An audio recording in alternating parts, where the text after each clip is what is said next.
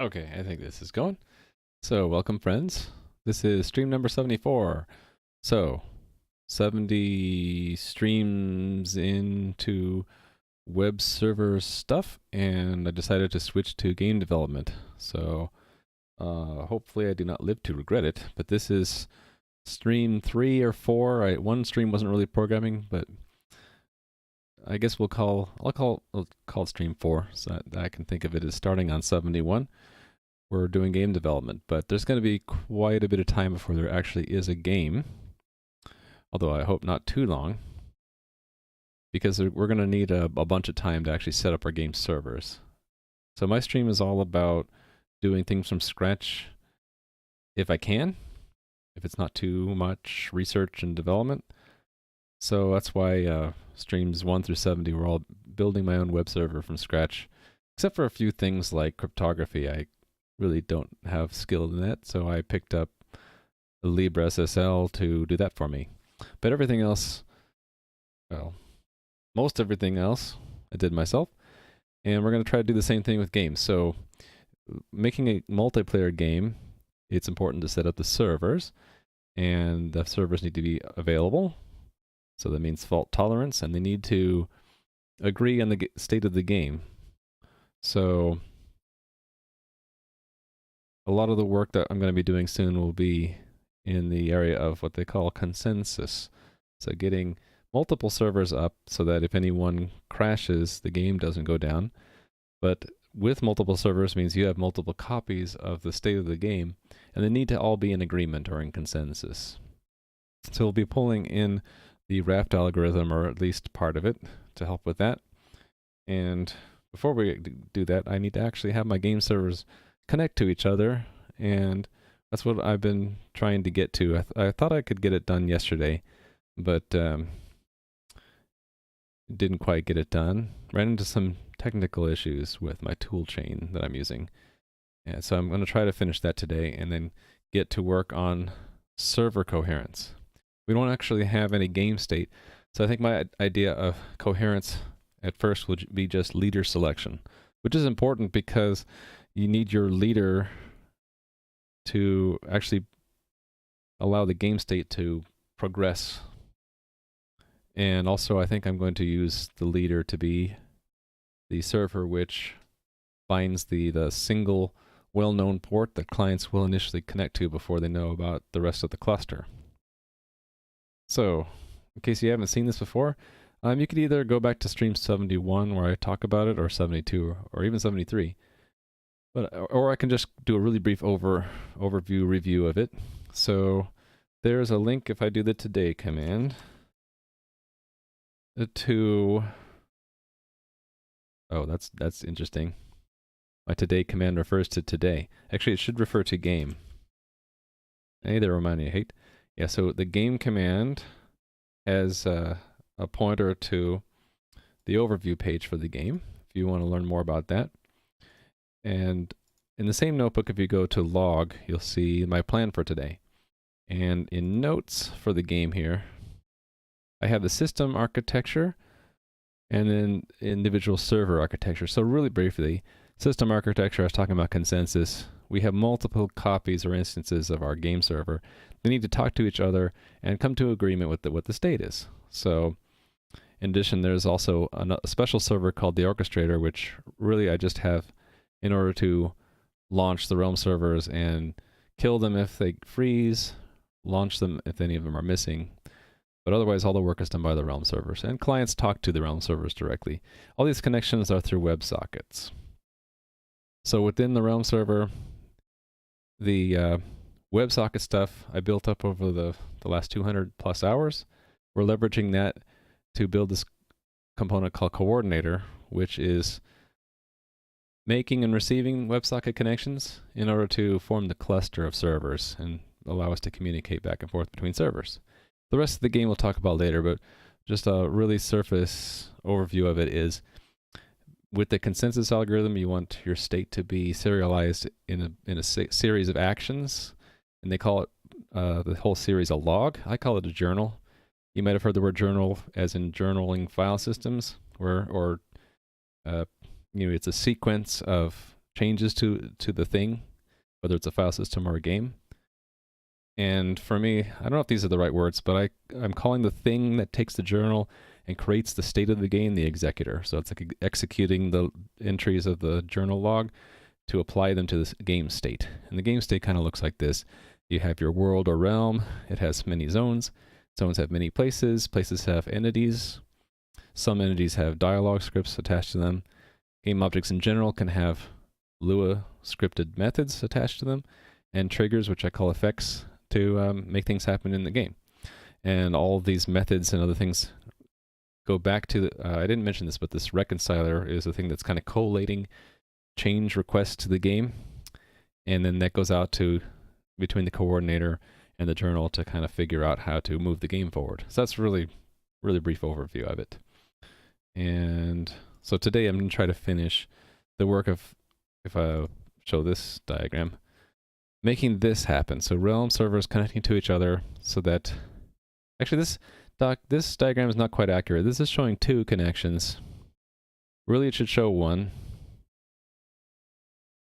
Yeah, I guess I'll just remove one of these lines, because it, in reality, doesn't really matter who connected to who, because a WebSocket is bi-directional. Either server can initiate a message. Yeah, I'll need to, let me make a note for myself. I like to put notes as I stream here. So update system diagram to show only 1 connection between any 2 servers. And you'll see me go back to this page throughout my stream and put in notes, especially if viewers like you have ideas or corrections or suggestions for things that I should learn or do better or look up later. I will probably copy your suggestions and put them in these notes, especially if it's something that will take a lot of time or research or be a distraction, just to make sure I don't forget. And your suggestions are always valuable, so I want to keep them.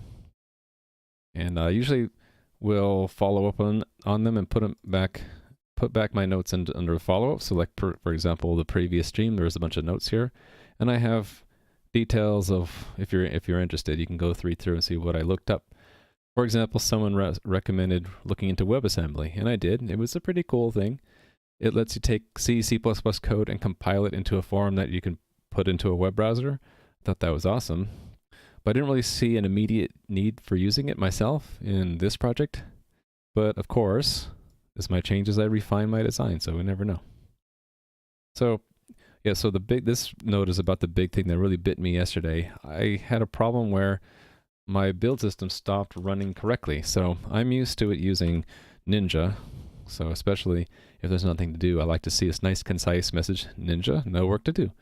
Instead, it was reverting back to making a build system for Visual Studio MS Build, which is not very well integrated into VS Code, unfortunately. So my notes here are about what I did to fix it. I don't really know what happened, but I do know how to reset things to get it back to working. So without further ado, let me work on coordinators communicating or connecting to each other. So had a little of that done. We had the part done where we're actually connecting. We're making an attempt to connect to another instance, and that's working. So we're going to continue. I should explain this, a little blurb every time I start streaming about what this is. So I'm using TestDriven Development. For C++, I like to use the Google Test Framework. That is a repository in GitHub that Google maintains. It's also called gtest. When you pull it in, if I collapse all my code together, you can form these test suites. So this is what's called a test fixture. It's a class that has like common setup teardown methods that are called for every test. So if I want a bunch of tests to be set up the same way and torn down the same way, it's very convenient. So you just have one of these structure definitions for the fixture, and then each one of these is a test to do in that fixture. And I like to make tests that fit use cases. So in test-driven development, we write the test first. The test documents how to use the code and also what are the typical use cases. And you try to make it as narrowly focused as possible. So we're testing like one component, not the whole server. So in this case, it's the coordinator unit that we're testing. And each of these is one specific thing, maybe one action, one function call, one situation. And it could either be a feature, it could be a bug, whatever it is. We write the test first, and because the feature is not there or the bug is not fixed, we expect the test to fail. Once it does fail, we go into the code, in this case of the coordinator, and we implement the feature or fix the bug or whatnot to get the test to pass. And that's the basic cycle. We go back to making a new test, fails, write the code to make it pass, then next test, etc. And we kind of iterate out that quick cycle iterations until we're building up more and more our components. The nice thing is when you're done, you have dozens and dozens of tests, maybe even hundreds, that if you ever were to break anything, even the slightest thing, your test will start to fail. And that gives you an opportunity to go and fix it at the earliest point of detection, early as possible. Optimally, you never want the bug to be there in the first place. If not that, you want to see it right away before you compile. If not that, etc. So unit test is just another safety net or checkpoint for our code. A lot of people think it looks backwards that I'm writing tests first and then write the code. It is technically. If you're used to writing the code and then after you're done, you then write tests for it, this will be completely backwards. So hopefully this doesn't scare you. And if this isn't your thing, there's plenty of other stuff on Twitch. I had no hard feelings. That's fine. But if you have any questions, please, write them in chat. And I've been trying to train myself to be more responsive to chat and make it not so that I'm distracted, but yet you get some response when you ask a question or have some comment. But I might not be completely perfect on it. Hey, Kenkomatics, I see your chat right away. And yeah, TDD helps with refactoring, definitely. Thanks for mentioning that. When I refactor, the goal is don't touch a single line of unit tests, but just change the code, verify none of the tests break. There's a special kind of refactoring, to me at least. It's test refactoring, where I might, if I notice I've done in 10 different tests the same thing, I might take all that out and put it into the fixture. There, I guess I would do the opposite. Don't change the code at all, but change the test. And you have to be really careful, though. You don't want to alter your use cases, right? So yeah, about the chat, I'm sorry if I do not notice you at first, but until I get more training, so to speak, I might not notice your message right away. If you say something and you really want me to pay attention to it, just tag me in the message. I get a little audio pop or sound that lets me know. All right, so let me expand all this and go down here. So the use case of the coordinator does not attempt to connect to an instance with which it's already connected. So we have to set up this situation. So let's have it receive a connection first, because I have code for that up here. Accept connection from another instance, all right? So take that test case, and my test cases are broken up generally these days into 3 sections. Arrange is we're setting things up to test.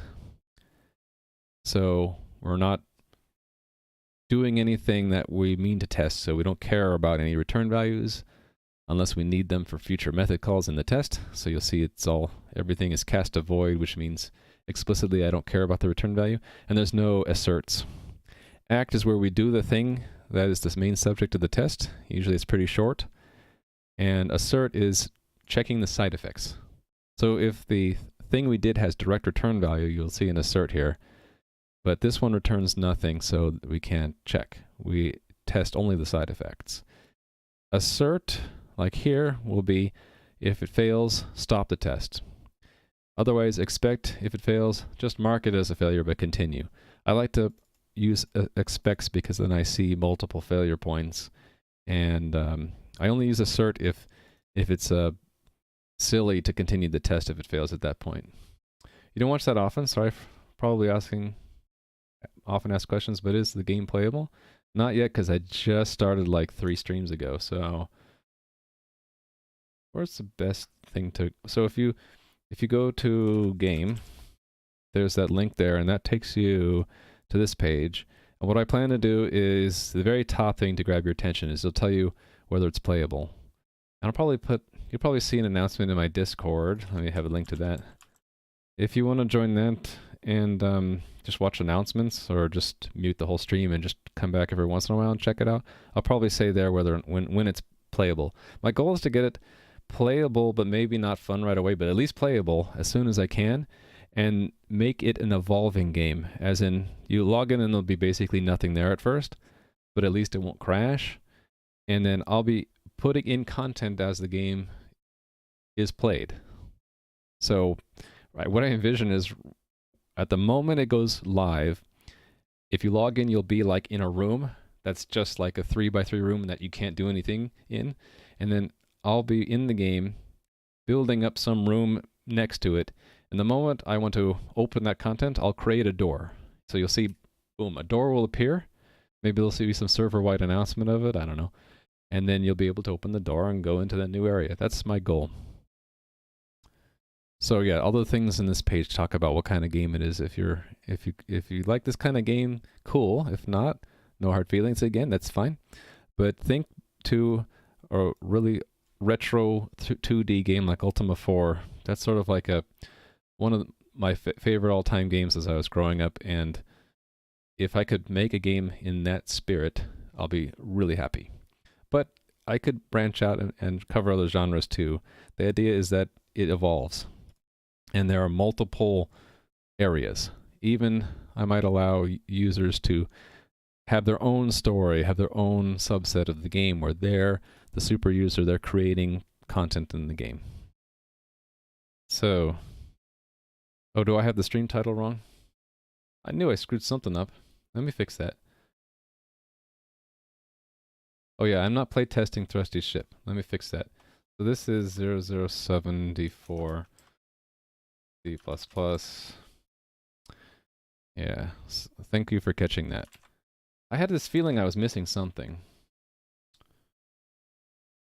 So this is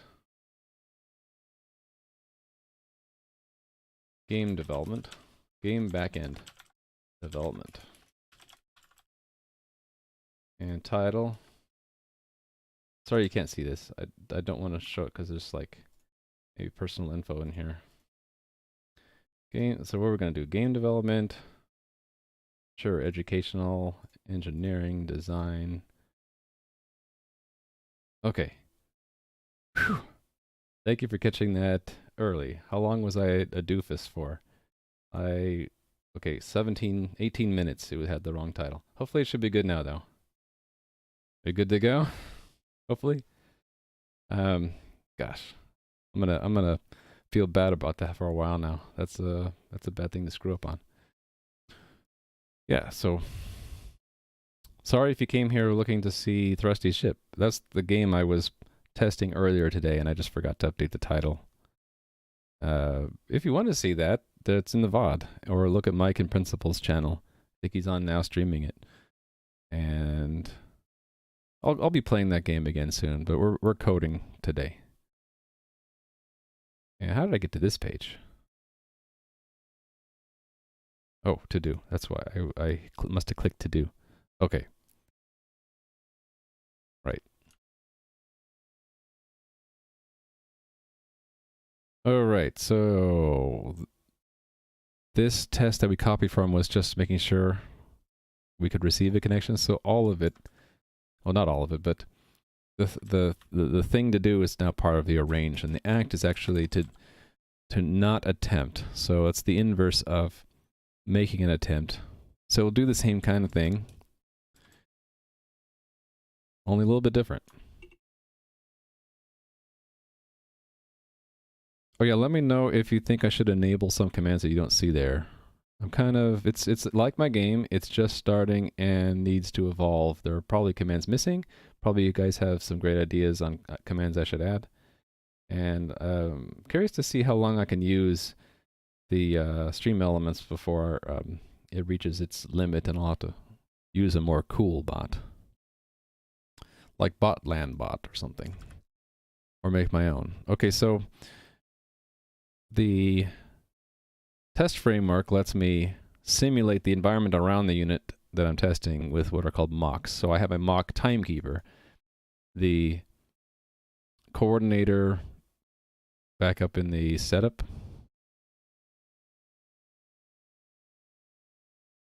is given the object that it should use to keep track of time, called the timekeeper. In this case, we're giving it a pretend one.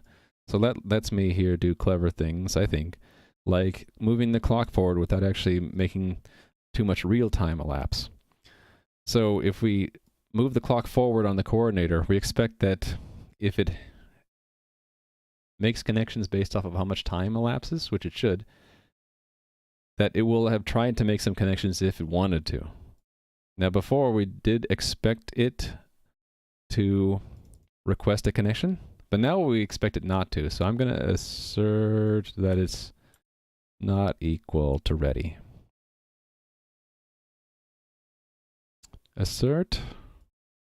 Actually, it's okay to expect, because we're just going to expect 0 connection requests, or actually maybe it's better to just say expect true, that it's empty.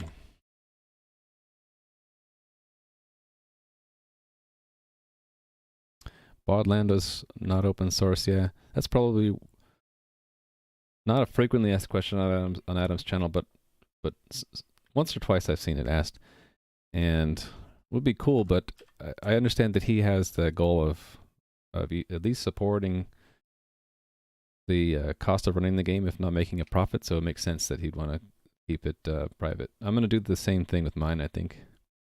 But what I am doing is, when you see my code, most of it is reusable components like WebSockets, and that is totally open source. If you go to my GitHub, oh, there's a command I need. I need a GitHub command. So if you, let me just manually type it. Hopefully that link works. You'll find the source code to all of the open source components, and it's the WebSocket stuff, my web server, how we do JSON. I have hash functions. I have forks of things like zlib and libsSSL. They're not mine, but they're forks of other open source projects. And I got some interesting things like a Twitch API, AWS API, stuff like that. Oh, hey there, 3D Extended. Thanks for coming by. So yeah, so my GitHub is there. Yeah, Phantom Bot's a good idea. So Phantom Bot will be what I go to if Stream Elements doesn't cut it. Hold on, let me see if I can. There we go. I'm using Yata, so shout out to Hideo for making that. But allows me to do that. I'm going to put that within the context of look into this. Let's say in anticipation of Stream Elements bot not being up to the challenge of handling everything I want. Or maybe just to support PhantomBot. So, wait, I lost the thread that I was on before. Getting old, your mind wanders. I forgot what I was talking about before, sorry. But about this test, we expect no connection request to be made. Oh, wait a minute. I modified the wrong test, didn't I? Yeah, I did. So undo that. I didn't do much damage, did I? No, let's accept this code and I'll just copy it down to the other copy. And I'll undo all of this. There we go. Mind sharing how you got C++ and Visual Code working? Sure. Hold on a sec. So, pretty much out of the box, if you were to open up a CPP file or a C file in Visual Studio, it's going to prompt you, hey, don't you want this C++ extension? And you do. So this is the main one for getting you the IntelliSense, the debugging, all that stuff. So definitely you need that. And then I would recommend also Cmake tools. The big if is if you use Cmake. I use Cmake and it integrates really well, except for yesterday. it will detect that you have a Cmake list file, which I do, and it will make a build system for you. And it has even detects if you have unit tests and lets you run them like that. Although it's not going to build now, but oh, I guess it does build. That test we were working on is going to fail though. Oh no, it's not failing. Probably because I didn't finish writing it. Or maybe it's because the test is already going to pass, because I'm lucky. Anyway, those are the two things I definitely recommend. Once you get those two, or if you don't use Cmake, this might be good enough. Get that extension installed, and you'll be pretty far along in getting C++ working in Visual Studio Code. I switched to VS Code because I plan to, and I want to, be able to work as fast and as effectively on either Linux or Mac as I am on Windows. Up until now, I work at full speed for me on Windows, but when I have to go to Linux or Mac, there's a noticeable slowdown as I try to use the native tools there. So I was looking for something that is cross-platform. I like cross-platform stuff, so VS Code is pretty good for that.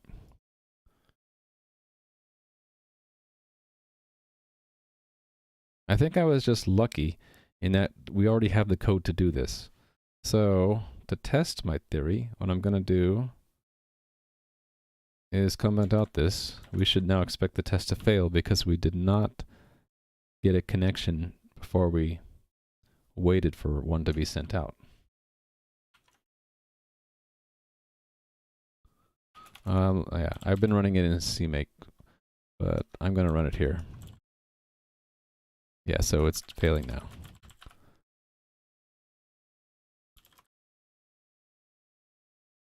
And I could run it here. It's going to go to the 13 out of 14 now. It's just it's taking longer because it's running all the tests on all of my libraries. But yeah, see, it says run server test failed, and if I scroll up, I'll actually see the test results for that suite.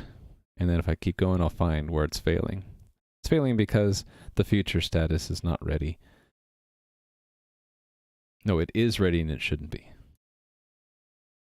Do you know if C and HH files are supported? It should be. Oh, it does not prompt you? That's unusual. I thought CC was a well-known CPP extension, or C++ extension. I'm surprised. Try renaming it to CPP and or HPP and see if it works. But yeah, for me, it always used to prompt. It would prompt, "Do you want this extension?" But if you don't get the prompt, you know where it is. C++. It's got like a 14 million downloads, so you know it's not some shady thing. And I believe that once you have it set up, okay, I don't see it. But there's a way to set the file association, so like this thing down here, so that it knows what language. See if it at least knows what language the file is in. That you might need the extension for that first, but you want it to show the correct language, right? Yeah, so I think this test is passing just because I implemented enough of the code for it to already work. Let me look at the code and make sure it worked. You didn't see the reload button? Yeah. I do things like that all the time, so you're not alone. One of the things you realize about yourself when you're streaming is you can no longer hide your mistakes. You just have to learn to embrace them. So now my mistakes are now open to all my viewers to see, and I just have to accept them. So I do that all the time. Forget to reload, or I just don't see something I should. Yeah, this code I really need to refactor. It looks horrible. Subject to change. I'm inclined to say we're going to go with infra equals hello for servers to identify with each other. But anyway. Oh yeah, the code in our worker thread is what decides. See, it already worked because it only tries to connect instances that are missing. So if it's not missing, it shouldn't try. Okay, so we got that use case for free, so to speak, as a benefit of doing the last unit test case. Okay, reconnect after disconnection. That probably works too. Because it's gonna be the same thing. The worker thread is gonna constantly try to reconnect if it doesn't see a connection. So let's see. So we need a disconnection, which means we need to connect and then get a disconnection. Sure, I did this. Disconnect at some point. Am I using a custom VSC theme? I don't think so. I think I just turned it to dark.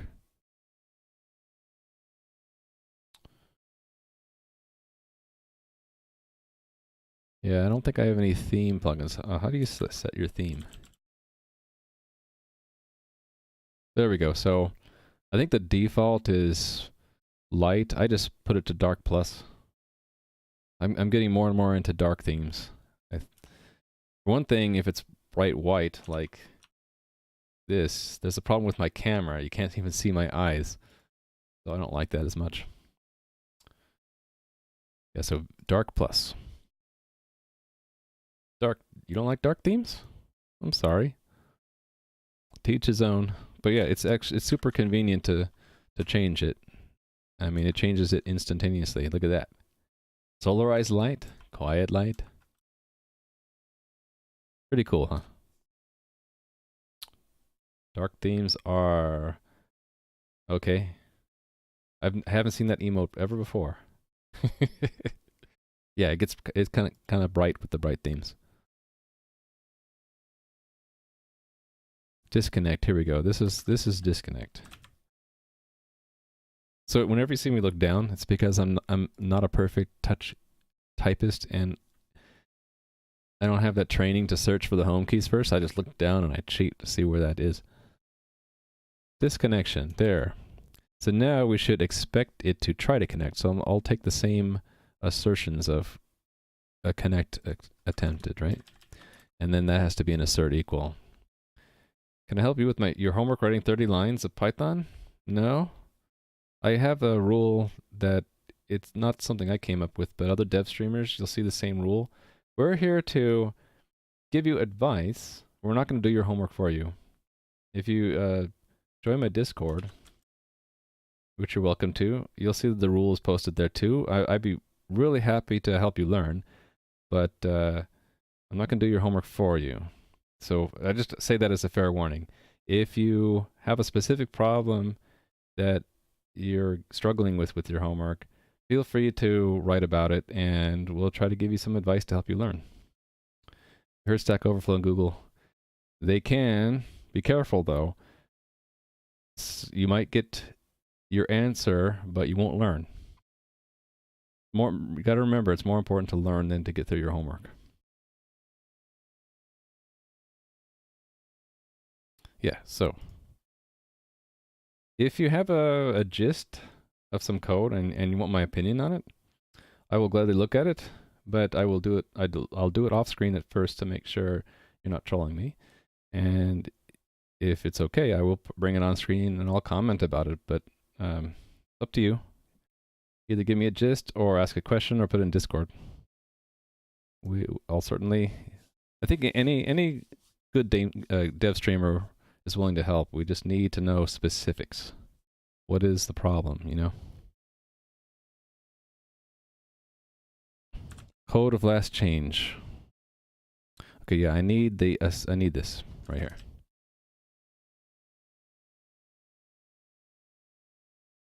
There we go. We're gonna build that and make sure it runs.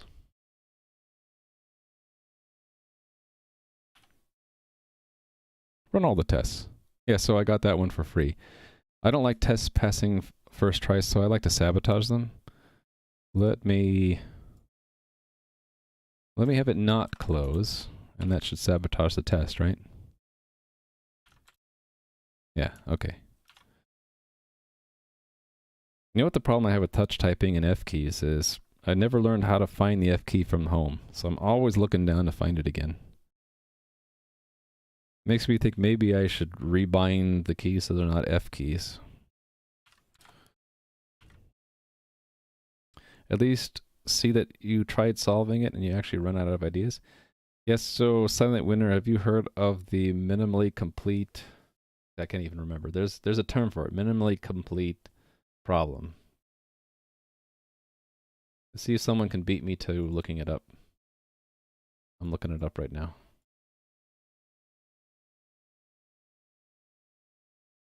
It's weird things that Google thinks that I should be interested in.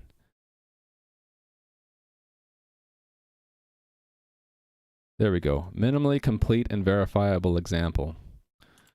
So that's sort of the general rule of Stack Overflow as well as channels like this. So if you have a question about a problem caused by your code, so come up with an example that is as little code as possible, has everything that you need to explain the problem, and test to make sure that what you're providing makes sense, right? I think they're a little bit more strict on Stack Overflow, but you get the idea. You might find that while trying to make a small example of what problem you're running into, you actually figure it out yourself. That's happened to me. Okay. Reconnect. Okay. First connect attempt to other instance succeeds. Okay, now we have to actually ask, what does succeed mean? I think what I want succeed to mean is both instances recognize that they're connected to the other. So we already have that for when we're receiving a connection. We need it for when we're sending. When we're sending a connection, right, so we'll verify in the mock that the correct message is received there. So it's the same setup as connecting. It's a connect attempt. Wrote you some commands in Discord you could add. Oh, thank you very much. Appreciate it.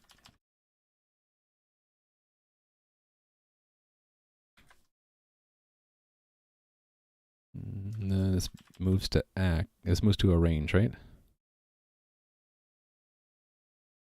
And we don't care if it. We know if it succeeds or not. So it's just do the wait. The wait's still important because it's done asynchronously. And then we'll assert that it's only one request. So what we do want to act. Actually, we don't need an act. It's going to act for us automatically as a part of connecting after mobilization. So we just need to look for the side effect. Side effect. It'll be in this. So in this connection request, we'll need to store that WebSocket, I think. So let me just write what I think it should say. We want to receive this message, right? We want to receive that message. So expect equal. I'm thinking ahead a little bit. I'll probably be putting the messages received into a vector, and so we'll compare with another vector. And it might as well be strings.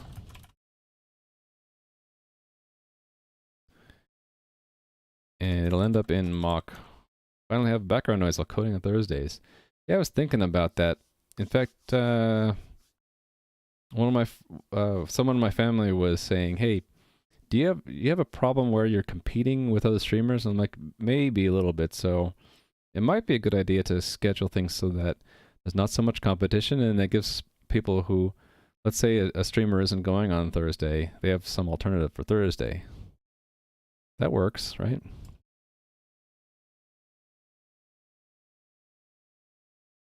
Then again, like having a variety is good too.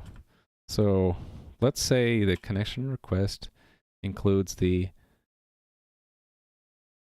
yeah, we'll just put it in the messages received. No, hold on.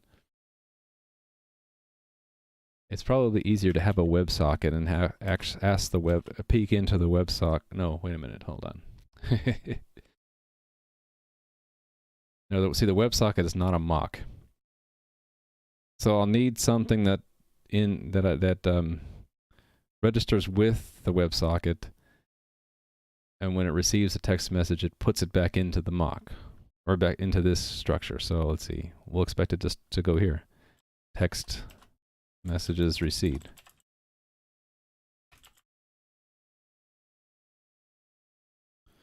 All right.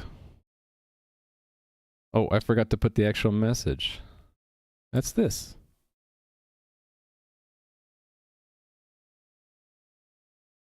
Now we expect, because it's instance 0, it should call itself instance 0, right? And this stuff is, so that's pretty much it, right? So this isn't going to compile at all because I do not have this thing called text messages received. So I'm going to add that. So that was in a little structure under the mock web gate here called a connection request. So we'll add it there. And the type I can copy as well. Cool. Now it should compile and it will not work. One step at a time now. I think I said before each iteration is write the test, fix the test, and then move on, but really I should have broken it down into sub-iterations. If a use case is not something trivial, sometimes I'll do it in little micro steps where I'll just make sure it still compiles. I still expect the test to fail, like that. But I'm not done with the main cycle, which is the use case. I'm just making incremental steps for it. Okay, you can see I actually that wildcard matches 2 tests. That's okay. I just wanted to narrow down the output so it fits on one screen. More on track today? How was I yesterday? Not on track? Yeah, yesterday I was thrown off track by my build stuff. Also, I think for me, it takes a few days to get back into the groove after taking such a long break. All right. Yeah, so it's saying it expects to see the in for hello, and it's nothing, right? So I'm working backwards. Of course, it's not going to get anything there because nothing puts anything in there. But we do have a make connection thing, right? And right now, we're never returning a WebSocket, but we're expected to return one. We have to return one for the coordinator to actually use it to send a text message, right? So we're going to have to make one. So here we go. Well, actually, we just put it directly in here, right? Why not? I probably want to rename it from connection request to like connection state or something. So let's make a WebSocket.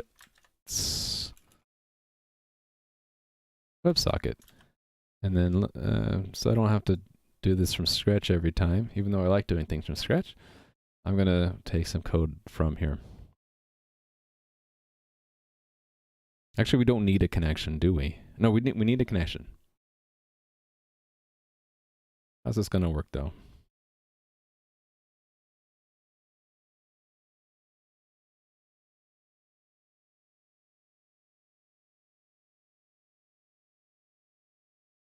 Actually, I need 2 WebSockets, don't I? For the same reason I needed 2 WebSockets here. Because the coordinator is going to expect to talk to WebSocket. WebSocket's output is WebSocket protocol, which is gunky, and I don't want to deal with it. But if I connect it to another WebSocket, I make a pair where the output of that is a normal text message again. So yeah, that's what I want to do again. And I'll do this same connection thing to fit the 2 ends together.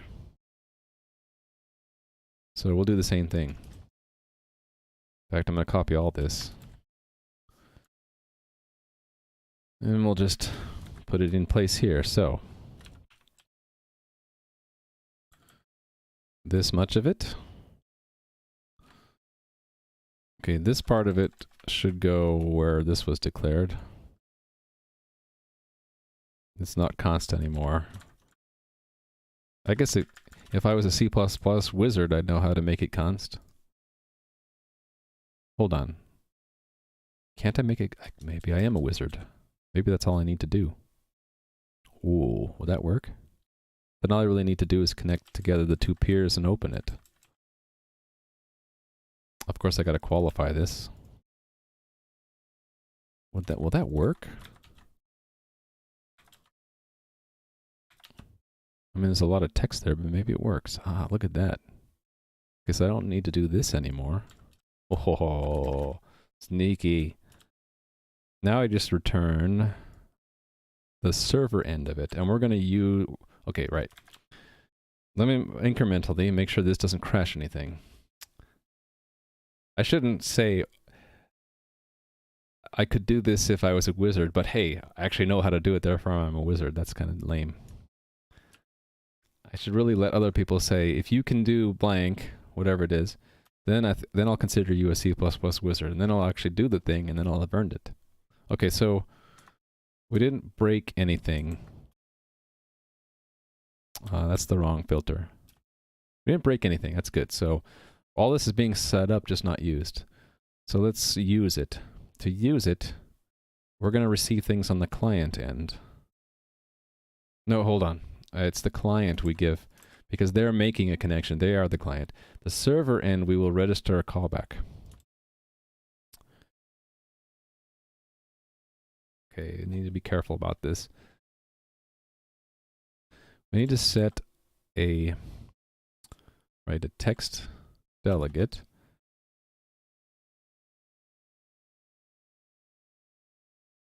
A text delegate is one of these guys, so it's going to get a string.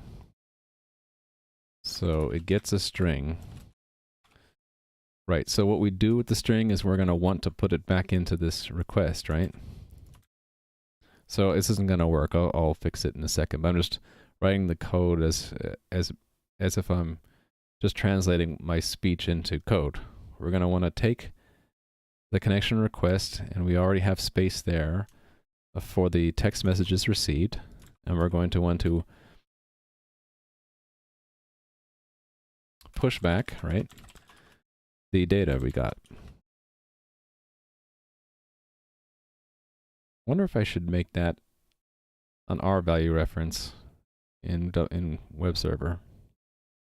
Let me make a note about that. If it's an R value reference, I don't have to make a copy. I could just do a move.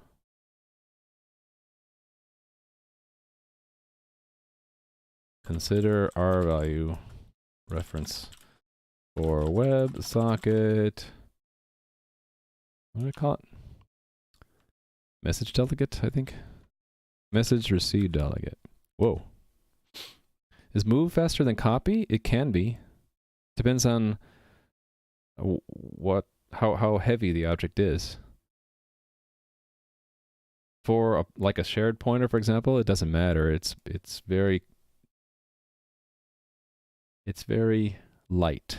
You're just basically copying an ownership structure, which is the pointer and a reference count. For a string, though, it'll end up allocating memory to hold a copy of the string and then copying each character over.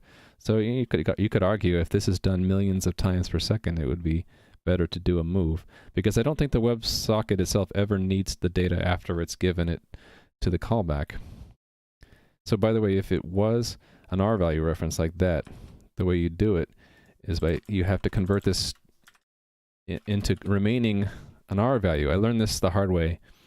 The general rule that even if you say it's an R value reference, that applies to the caller more than the callee, right? It means that it won't make a copy when it calls it. But the moment you get into the function, a name is assigned. So the rule is if something has a name, it's not immediately an R value. So you have to move it, you have to do the move anyway to say, use this as an R value. Basically, transfer ownership to the pushback method. Otherwise, it's going to end up making a copy anyway. So I learned that the hard way. It's a general rule. If something has a name, it's not an R value. A move requires an R value. Standard move is the explicit casting of something that's named to be an R value. I don't expect that to make sense to everyone. It doesn't really make total sense to myself, but I have this habit of sounding authoritative about even things I'm not comfortable understanding. But look it up. I occasionally go back and read the articles that explain R values to myself to try to get closer to 100% understanding. But anyway, we're not dealing with R values, so we're going to make a copy. This is going to pass the reference, but then the pushback is going to be forced to make a copy of the data. Compiler can fold things together, but I think it's safe to assume it won't, and then be pleasantly surprised if it does the optimization for you. If you want to know, you would just profile it yourself. The only things I know for sure are folded is if, let's say we return something that's not like something like let's say I return the WebSocket directly. If I made a WebSocket as a local variable and return it, there's something called copy elision. When you return it, that it'll actually move instead of making a copy of the return value, making a copy of the local variable to become the return value. That I know for sure. That any compiler worth its salt does correctly. But yeah, I'm untrustworthy about compilers in general. I'll just assume that it does not optimize things without some help. But you know, if it does, cool. All right, so this won't work obviously because we do not have this captured.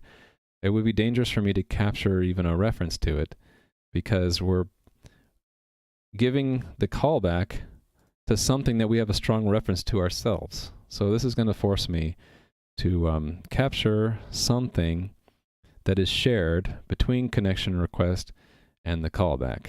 So what do we actually need? This text message is received is the only thing we really need. So, you know what I'm going to do? I'm going to make it shared.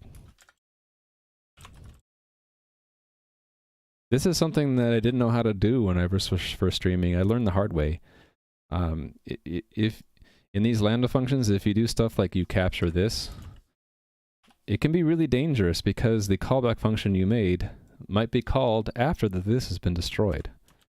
So what I've learned the hard way is that things you capture need to either be plain values or they need to be reference counted, or at least guarantee that their lifetime equals or exceeds that of the callback function object itself. Okay, so we can do the same trick here and just make a shared one. Make shared, please. Here's where I would like to have the type be inferred on the left-hand side, but it doesn't work. It's really ugly.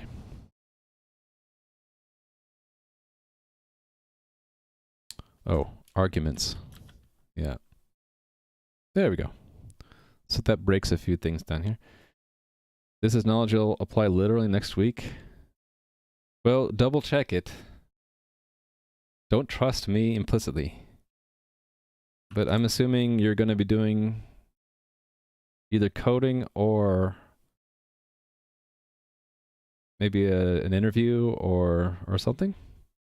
So yeah, I should actually ask, how is it going 3D Extend, and how are you doing? You're going to be doing Lambda function coding. Great. So for a personal project or for work or something, and if you don't want to say, that's fine. But you know, feel free to give a plug to whatever you're doing. Let's see, connection request is not what we need. We're going to capture this. So we're going to capture that, and we're going to capture it this way. So we'll say auto, actually it can be const. That is equal to the connection request dot text messages received. So now we've captured it, and I need to do an arrow. Cool. So now that vector, we've extended its lifetime, so now it's the superset of this function object and this object. And I think in our unit test we'll have a problem, right? Because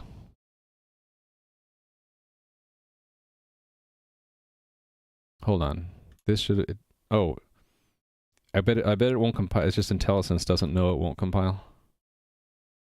A research assistant in the university in computer graphics, Vulcan. Oh, nice.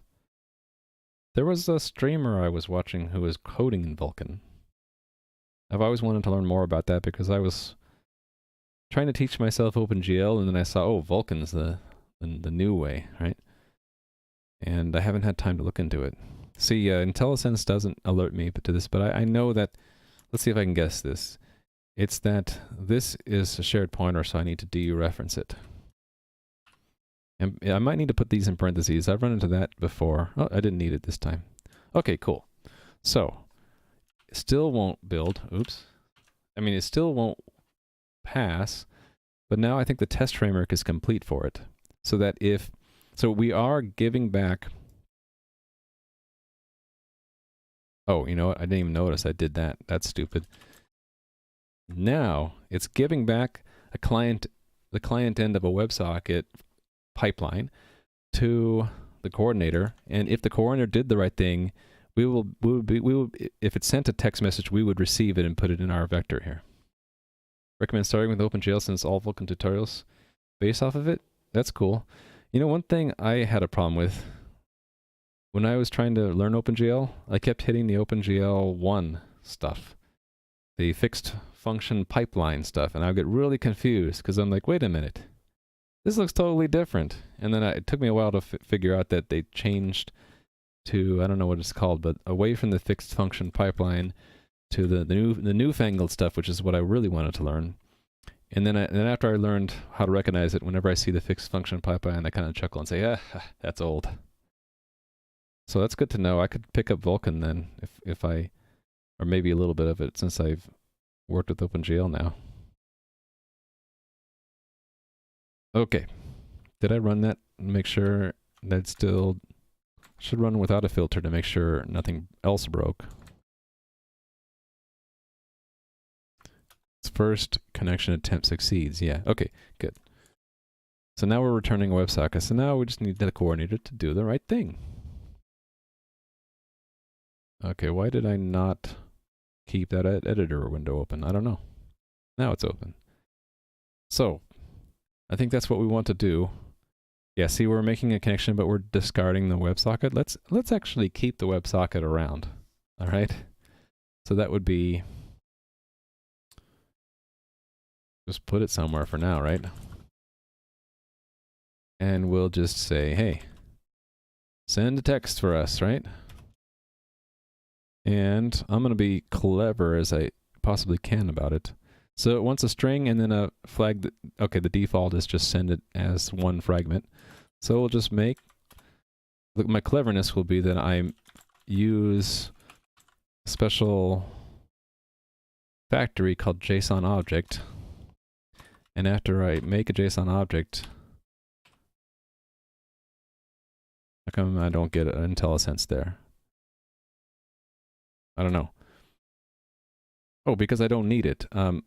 JSON object should give me back... oh, it's expecting this. It should give me back a JSON value, which is convertible to a string, which is what sendText wants. Clever, huh?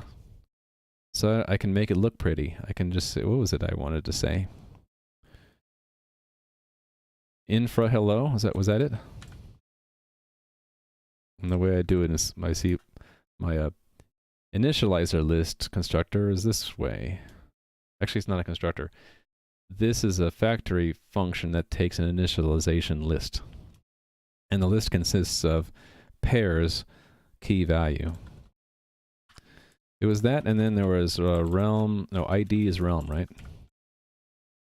And then there's instance. And that has to be our own instance number. So that's self? Where is it?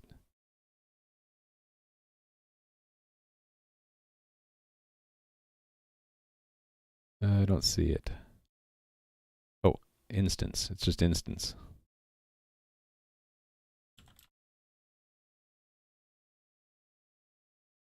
Aggregates is a bad name here. I need to fix that, but not now. The name should be something like shared state. So again, this coordinator also has state that needs to be shared between its own set of private properties and any callback functions, and instance is one of them. What did it not like about this? Oh, it probably doesn't know how to put a size t into a JSON object. There we go. You'll see me rely a lot on the squigglies. When I watch other code streamers who use VS Code and they don't pay attention to the red squigglies, like sometimes I get frustrated. I'm like, can't you see it's trying to give you some feedback that you have a mistake? I try to be subtle about it, but sometimes I don't get the hint. Do I check code coverage? No, that's one of those... oh, what's going on with my camera? That's one of those... I wouldn't say religious, contentious issues in the industry. There's some people in the camp of very strenuously saying, you must check your code coverage. Other people are very loose about it. I would say I'm more on the loose end of things. If running a code coverage tool actually caught a problem and helped me solve it earlier than any other point in my process, then I would find it worthy. But I guess until then, I'm not really convinced about it. Hey there, Hideo. Oh, since Hideo, you're here, this might be a silly request, so please feel free to outright deny it. But what do you think? Let's say 3D Extended, for example, was about to do an awesome stream that I wanted everyone to see. I'm like, oh, I want to give him a shout out. It would be really cool if I could click his name and if there's a shout out button. And of course, 3D Extended, we should never block or report him. So doesn't it make sense to always grade those out? Just kidding. But yeah, I was thinking a shout out button might be nice. But feel free to deny it. That's sort of a whimsical request. I know it's sort of a broadcaster only thing, and I could probably make my own tool to... I should have a shout out command, shouldn't I? That should just be a command. But I was thinking about that when using Yata.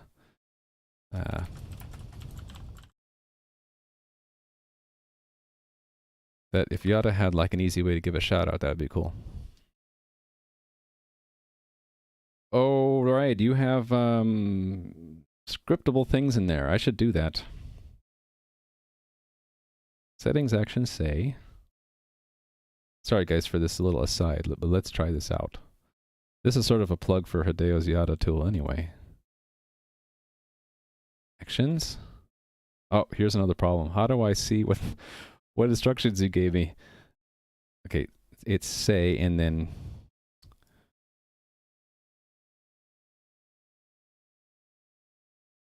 Okay, let's do settings, actions. Oh, so like I could do SO. Shout out, checkout.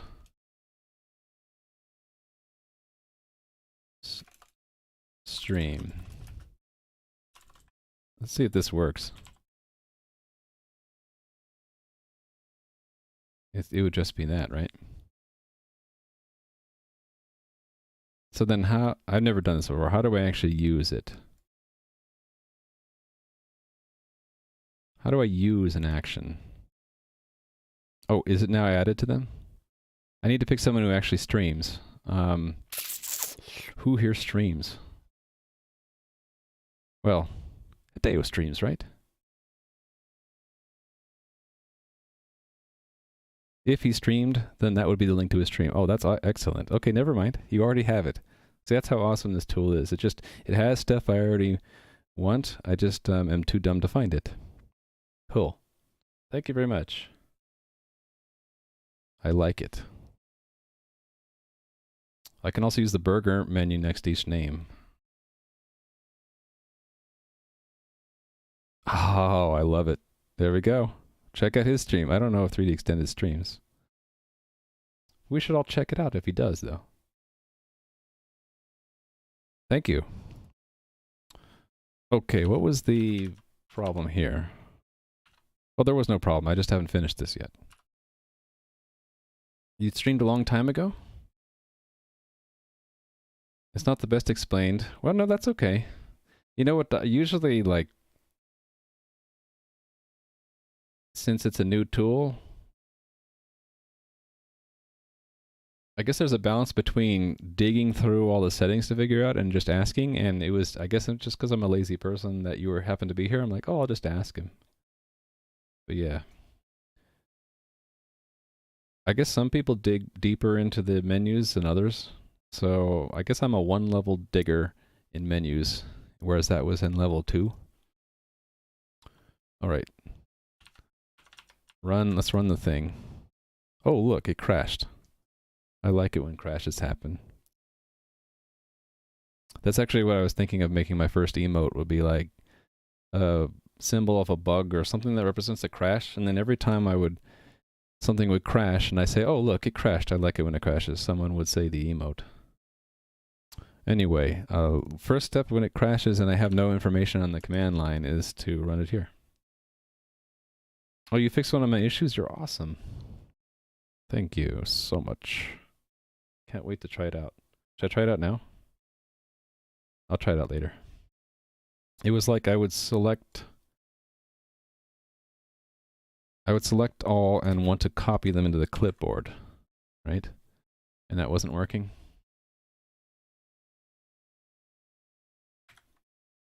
So yeah, see, it's only getting me the last page. So I guess I need to download the update to try it out. Not live, yeah, got it. Can't wait to try it out. Because sometimes, right now, while I'm still getting used to being a attentive streamer in chat, I want to look back after my stream and see what I missed, so that maybe if it was a tip, I could follow up on it. And so I like to take all, before I close the window, I want to take all the chat out and put it somewhere more permanent. All right.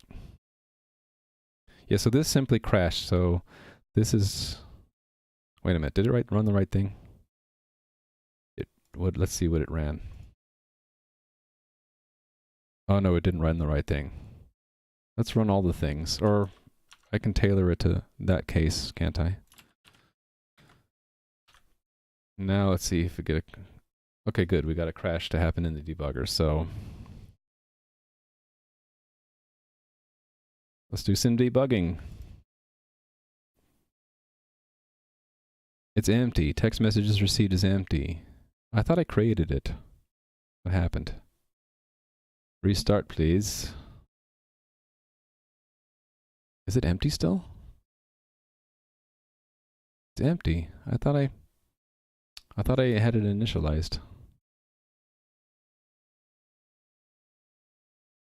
Huh. That's weird.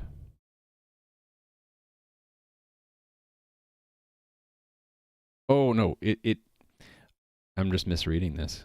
It's there, it's just the vector itself is emptied. So if I went to this and I go to no, not this.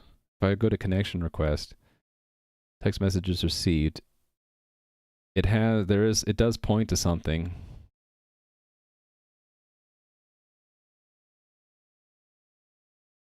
Right, but the vector itself has nothing in it. This is pretty printing the vector. The scrolling with selected text is actually a 10 years old Firefox. Yeah, I expected, when you said that, I'm like, yeah, it makes sense. Not much you can do, right? Yeah, just like you had something in there the other day that was pretty close. It was if I click on someone, you have a... Oh, I thought it was here. No, maybe it was in the burger thing on the side.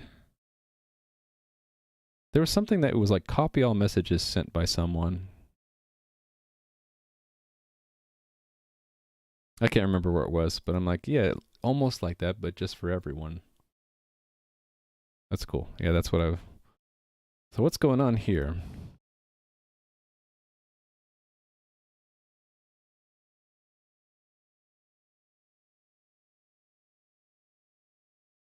So let me put it here and hit go.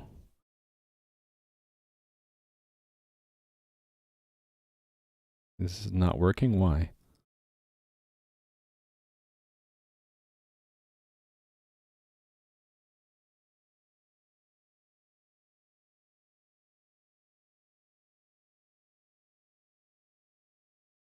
Oh, it might be because, yeah, because I'm stepping through and the mock has already been destroyed.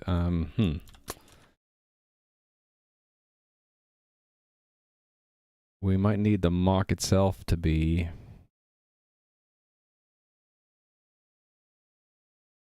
more persistent.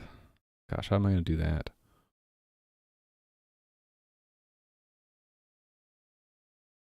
Actually, I don't think I need to, as long as I don't stop there first. Let me see. What is it pointing to?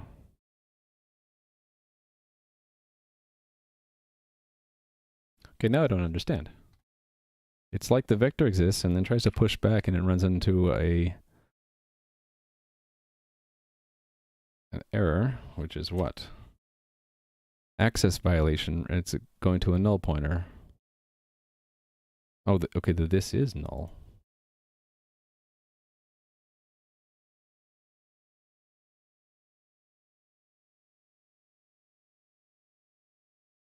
Is it because it's const? Just guessing here.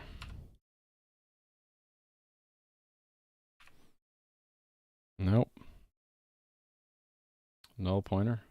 Yeah, it means I did something stupid. My whole idea here is this is a shared pointer, so when I capture it, we should have a strong reference to it. So it shouldn't be null. That's the first thing I checked. I made sure that, yes, indeed, I made one.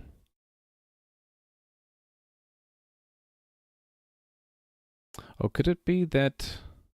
Oh, I think I might know why. When we... let me try to explain this. When we did this push back... No, it did a move. That's not it. I was thinking if we did a pushback, then we already broke the reference.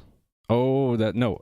It's somewhat like that. We moved it, and then I foolishly used it after I moved it.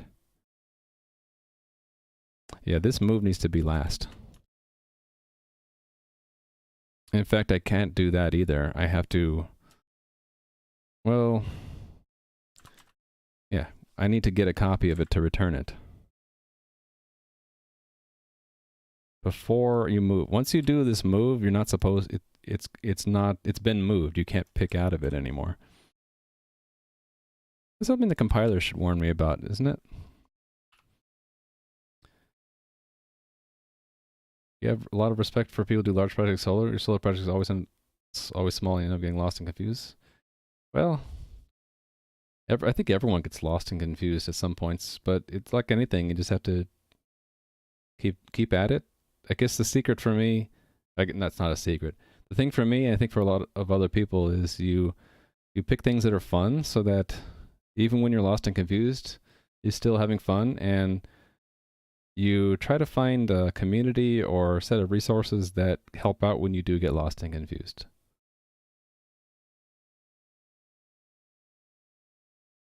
Can we look at variables in memory? Yeah, you can. That's what I was doing. It was just, I'm not used to VS Code debugger API UI.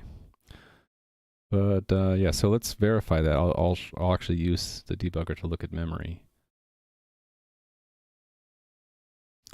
So let's give this a lot of wide things. So here we see, I should have seen this before, how many strong references there are with that shared pointer. And then here's the actual memory address of that pointer. And we can see it pretty prints that it's an empty vector. So I think that there is a memory view. If there isn't, then we would have to use something like Visual Studio to see it. Maybe there isn't a raw memory viewer. I hardly ever use the raw memory viewer, though, to tell you the truth. I usually use locals and watch. Okay, see it 3D extended. So yeah, if Admiral, you were looking for the actual memory view, I don't think it's here. So this is, if you need more than the locals and watch, yeah, you'd have to, I have to do this too. I switch back to Visual Studio if I run into something like, if I needed to look at the raw memory around this address, I'd probably switch to Visual Studio. At the bottom, the breakpoints. These are breakpoints. What am I missing? Is there call stack watch? You know, I guess you could do something like this. Char star and then put that address.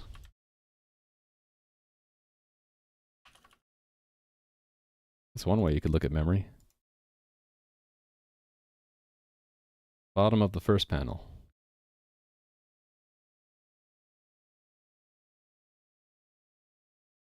I'm not sure I understand. Sorry, Hideo, I'm not quite following. But yeah, I don't see how I could look at arbitrary addresses in memory. But yeah, I'm blind. Quite possible.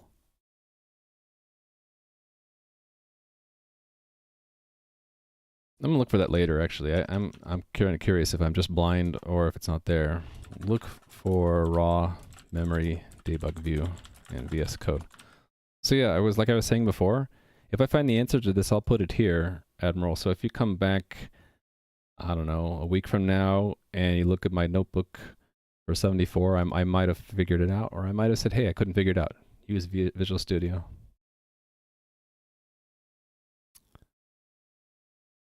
Yeah. So yeah, I was referring to the raw memory viewer, which is really useful at times, especially if you have something corrupting your data structures. Like And you want to see, because what's cool is when you go from one breakpoint to the next, it'll highlight what bytes changed, which is really nice. And yeah, either I can't find it or it's not here in VS Code. Okay, I think we're good to go though. We have a strong reference, so that probably passed. Okay, it didn't crash, but it also didn't actually send the message. I wonder if it's because we went ahead and discarded it right after sending. See, we sent it, but then we didn't do anything with the WebSocket. We didn't store it anywhere, so it probably got destroyed right away. I guess we could go in and see. So let's send the text. I'm doing this trick where you do Shift F11 and then F11 again until you're stepping into the actual call that you care about. Because when you look at this code, there's a lot of calls here. There's a lot of construction of temporaries until finally your call send text. Here we go. And then here's the data. Where's a nice place to show the data? Empty string? That might be why it's failing, because I didn't do the JSON correctly.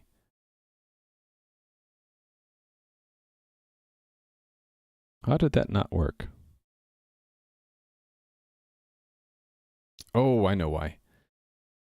Right, because when you convert an object to string, it says the type is not string, it's object, so let me give you an empty string. I didn't want to treat it as a string, I wanted to encode it as a string. So that's, what did I call it? To encoding. Then I have the option to pretty print it or not, and I don't care. Oh, thanks for the follow, excited. See my stream notifications working, makes me smile. I worked like an hour setting those little things up. Okay, we're getting close. So it's just in the wrong order. Right, so I have an idea how to fix that. I'm going to just do this on the other end in the test. So instead of comparing, I can't compare the whole vector, but I can break this up. I can expect, really assert, greater than or equal to. So we want to assert that we have at least one message. Size is greater than or equal to 1. Now, as long as it's at least one message, we can take that message and parse it as JSON and expect it to equal the JSON object. And I will completely cheat and take this and copy paste it. Only I actually know that it's instance 0, right? It's going to announce itself as instance 0. Yes. Now we just have to take this and call JSON value from encoding. It's like the reverse of to encoding. 0. Right? Not right? What did I do wrong? Oh, that's yeah, it's a weird one. It's a shared pointer to a vector, so I need to dereference the vector, but I have to do it before indexing the vector. There we go. Little things about C++ that drive people away screaming from the language. And there we go. So now the coordinator is sending the right thing. Thanks for the follow, Admiral. I hope it's okay I'm saying Admiral. I just don't know how to say the last part of your name and I don't want to slaughter it. Is it Admiral Kier? Alright, did I break something? I did. I did break something. Hold on.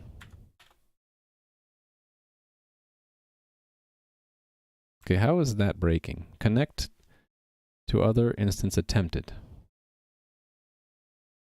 On line 721.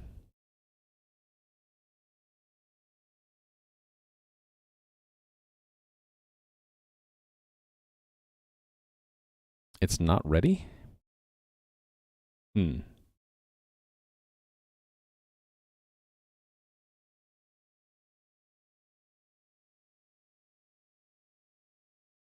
It should have been. I wonder if it's a timing thing. Let me double the amount of time it waits.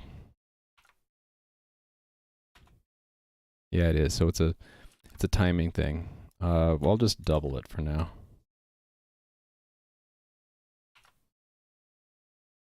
It's a sloppy thing. It's the fact is that the thing that is deciding to make the connections right now is this worker thread, and it's doing a sloppy polling thing. So when I refactor, I'll maybe try to improve this, but this polling period right now is 50 milliseconds. So even though we really should be using the timekeeper, it's still fundamentally got to use a real-time quantity when it's using the wait for on a future. And so I'm trying to pick a value here that's at least one polling period. So I did 100, it's double the polling period. So it looks like I have to do 4 times it in order to basically ensure that this ran at least once. But it just gave me an idea. I could cheat and have a backdoor way to wait for this to have run at least once, can't I? Then I don't have to wait for that.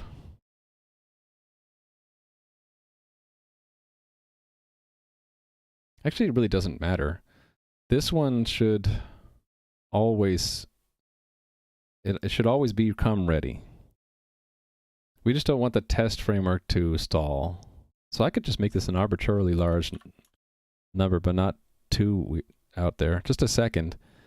And the worst that will happen is the test will pause for a second and then fail. It's these ones that are not equal to. Yeah, I think I want to put in a hack for this. Instead of waiting for connection once requested, we'll have the feature for worker did a loop. That's what I'll call it. So we'll do worker did a loop. And then we'll, okay, this is what I'll do. So expect that it's not ready, and we won't even wait. It's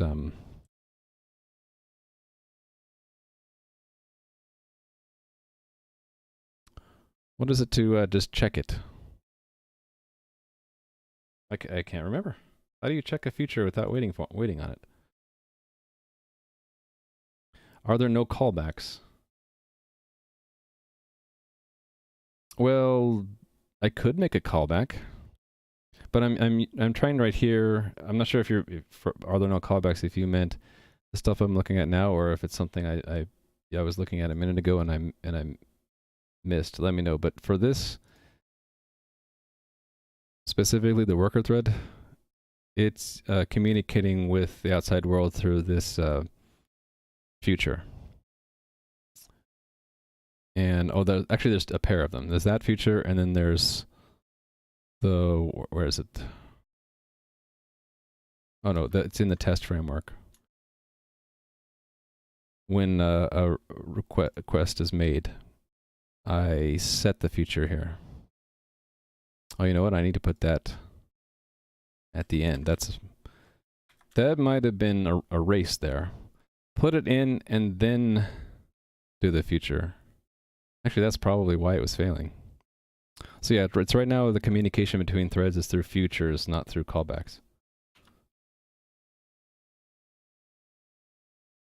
If I do use callbacks, I like to use a word delegate. So if you see this, whenever you see delegate, it's a callback. So for example, when I want the WebGate to call me back whenever, what is this class? Yeah, whenever a new WebSocket is created, basically a new connection came in, then I'll call this, and then, or it will call that function on us. Callback, yeah. So, guess I still want to put this in here. So, I was going to look up how do you poll a future. It's probably in here. I just don't see it.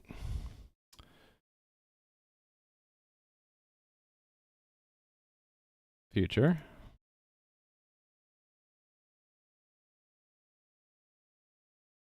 Not valid. Maybe it's wait for with a 0 timeout.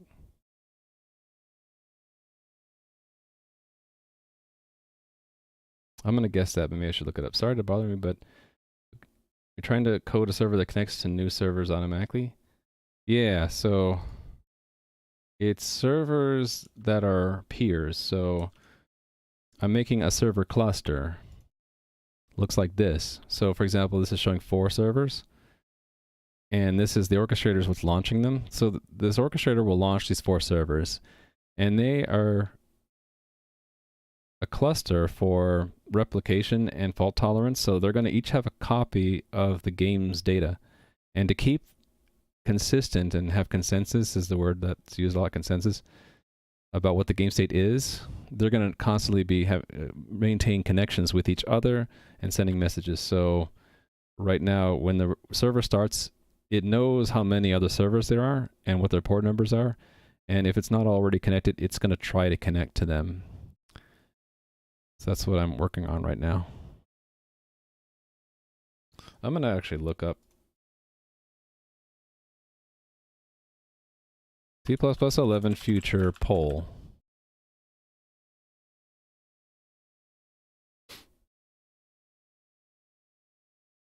Oh, it was actually there. I just didn't need to search, did I?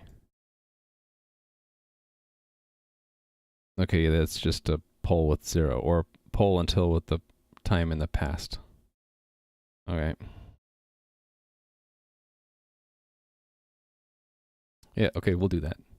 So that's this one. Wait for, can I just say 0?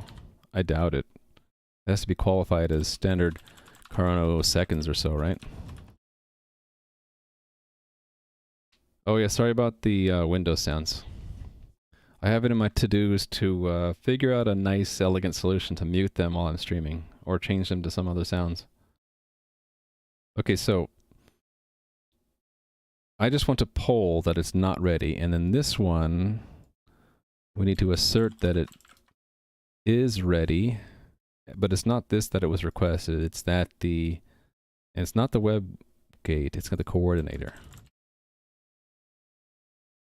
Actually, let's just have the coordinator tell us. So it'll be assert true, coordinator, did worker loop.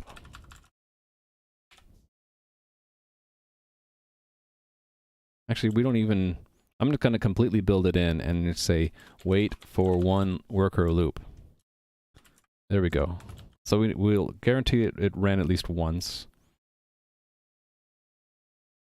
Right, and then we will expect that it did not make a connection request. So this is sort of a side benefit of splitting your class's interface into 2. So if you look at my coordinator class, it derives from a base class. This base class is what I want the other components of the real system to use. And it's like the public interface. But that gives me the opportunity of having in the subclass coordinator its own methods, which are sort of like backdoors that are used by the test framework. They're not accessible to other components in the real system because in the real system, other components can't get directly to this class. Can only get it through the base class. So here it's like another backdoor, like I have all these other ones. I can have wait for one worker loop. This method blocks until the coordinator's worker thread executes at least one more loop. I just have to figure out how to do that in a second. So we're going to go to where that one is and then, oh, it didn't know where that is. Sometimes it doesn't work. Gotta look for it myself. Get instance. Okay, there it is. Put it here. Alright, how am I doing on time? So I'm about like midway through the stream. For now, I'm going to try to stick to 3 to 4 hour streams, just to give you guys a heads up. I'll probably go for another hour and a half. I'm not like a full day streamer like Adam yet. My voice starts to give out around the 3:30 mark. Okay, so how are we going to wait for a loop? I guess what we'll do is we'll just have... How about we rename it to make it easier? Wait for at least one worker loop. Right? Then now there's no promise that it's exactly one loop. And actually, I guess I thought of it when I was writing that. So at least, what I'll do is I'll say, I'll have some kind of feature already. If Worker loop completed. Actually, IntelliSense will help me if I make the thing first, so here we go. Put it here. This is a standard feature, and I don't care what the type is.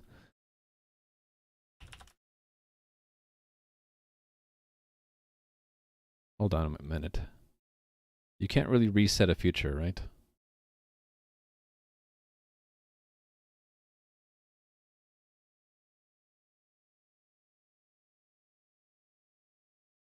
Think about how I'm going to do this.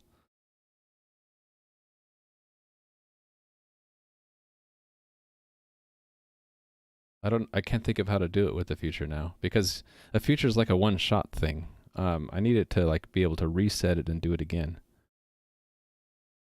Actually, I could if I made it a shared pointer. Actually, that actually I can see how to do that. So here's how we'll do it.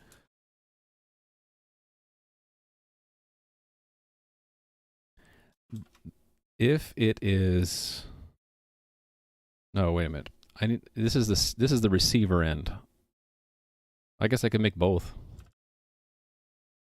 Actually, then I don't need the other one, the feature, to be a shared. I don't need it to even be here at all, actually.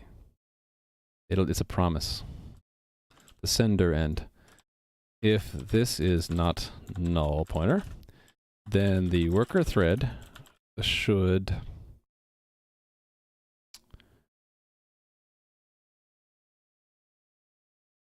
set, what is it called? What's the noun? Is it set the state? Consult the book of armaments.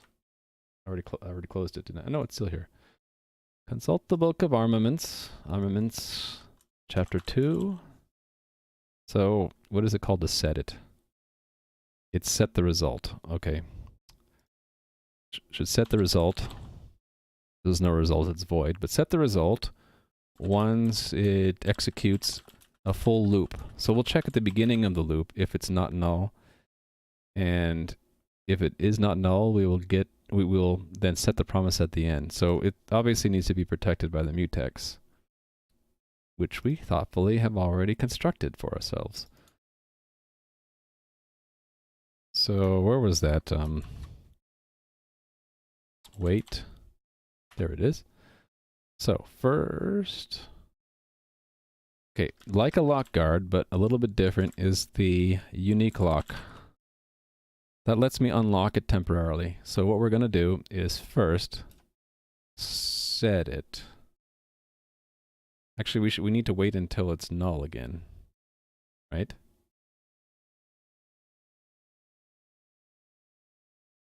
No, this is the test framework will just be nice and make sure it's not set to beginning. So aggregates worker loop completed is a new promise. Okay. Then we're gonna unlock it. Actually, there's two ways that you could do it. You could just do unlock here and proceed your merry way, or if you really wanted to, you could do this and then make it a lock guard, which is maybe better. Lock guard. And before we unlock it, though, we're going to want to grab the feature out of it. So maybe it is better to make it a unique lock, because it's just easier. Because before I unlock, I can just say auto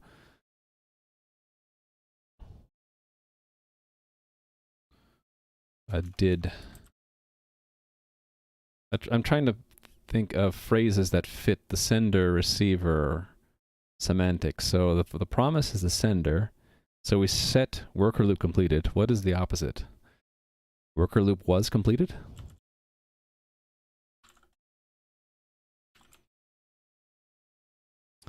It's not good enough. Worker.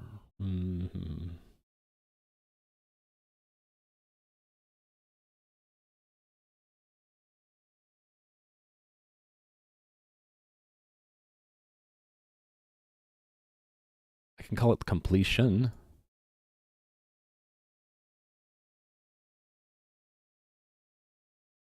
completion. Yeah, okay, that's different enough. So now we just get the future from the promise. Get future. Okay, then we unlock it. And then we simply wait for it. So worker loop was completed, wait. And then just do the other end. So inside the worker thread. Oh. Well, that's right. I was trying to construct this loop so that it didn't grab the mutex. So that means I'm going to want functions for this. Right. So we'll make a function. So we'll get back the promise from the function. So it's going to be a share. No, it's not going to be a shared pointer, is it? It doesn't even need to return anything. It's putting it back into the state. So we just say make promise. What did I forgot to call it? Make promise. Make worker thread loop promise if needed. All right, and then down here, we just simply say if aggregates worker loop completion is not null, we set its result and then set value. And then we can just release our reference to it. And the cool thing about promises and futures is that they're thread safe. I don't need to grab the mutex when I set the value. And I'm being a little loose, but I don't need to grab the mutex while checking to see if the pointer is null or sending it back to null, because I know that by this time, well, actually, no, I think I do need to do this. Right, because if we're in here and the other thread goes and sets it, we won't have done a complete loop.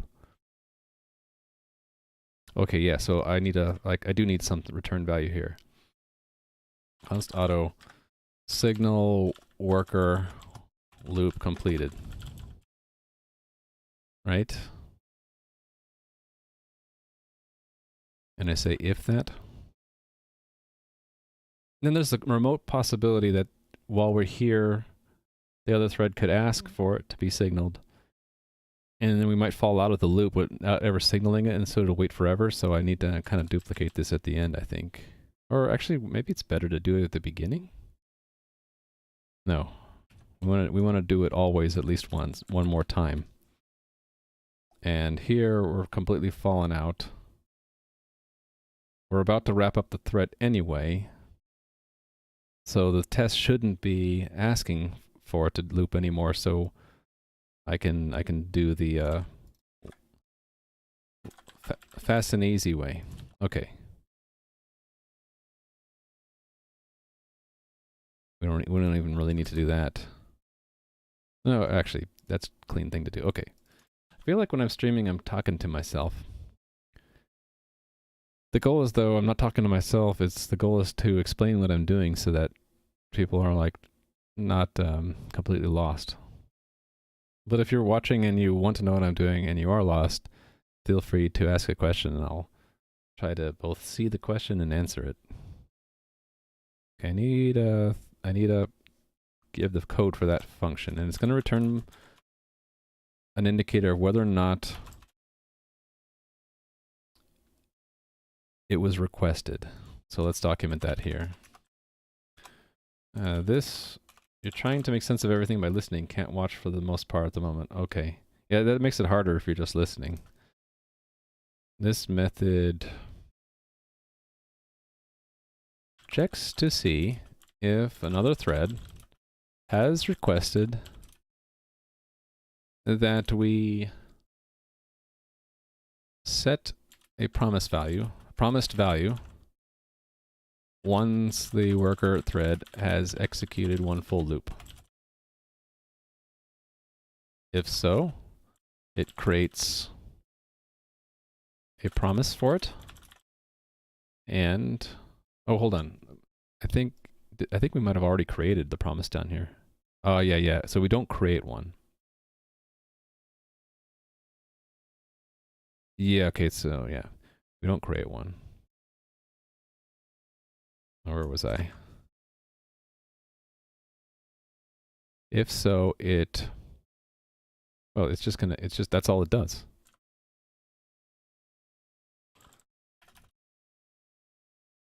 An indication is returned. Well, an indication of whether or not another thread, as requested that we set a promised value and yada yada yada, is returned. So this might seem redundant. The idea is, if I were to use a tool that parses all my comments and makes a nice document out of it, said tool might take this paragraph and put them in different places. And I kind of want the gist of what we're doing to be in both places. That's why I'm a little bit redundant here. So the idea of putting into a function is the function can grab the mutex so that the worker thread doesn't have to constantly be unlocking it. It can just be locked and unlocked as we go into these helper functions and then leave them. So we're locking the mutex because checking a shared pointer being null or not is not thread safe unless you go through what's called a critical section, of which lock is one kind. So if aggregates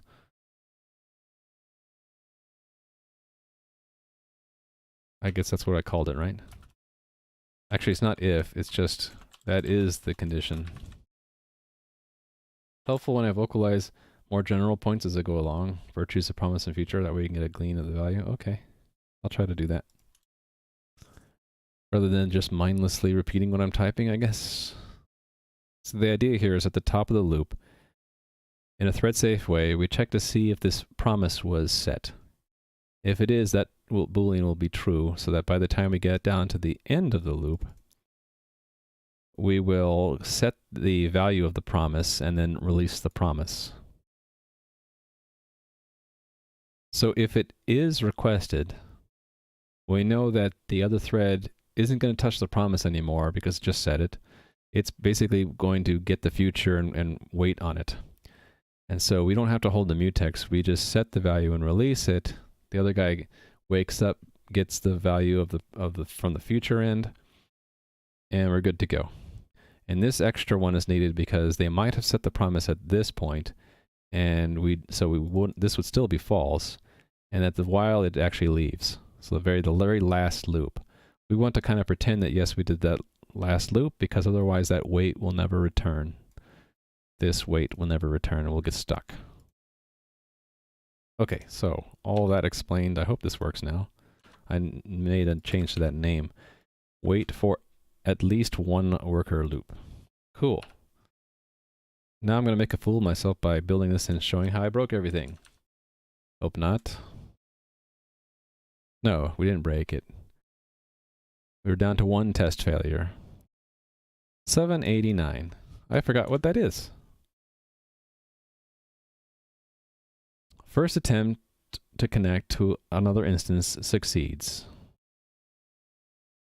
This might be this wait here, right? So, shouldn't I have this same... I should have this same assert, shouldn't I? I mean, no. I do have that wait.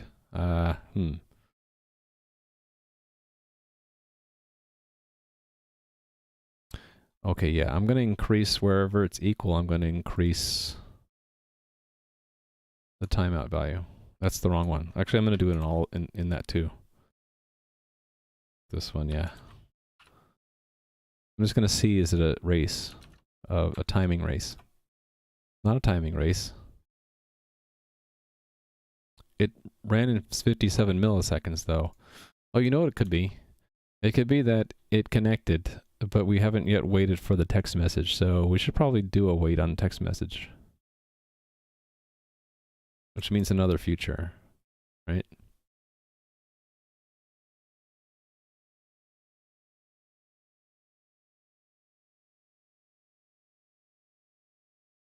Yeah. Okay, so we'll start with just waiting for one text message.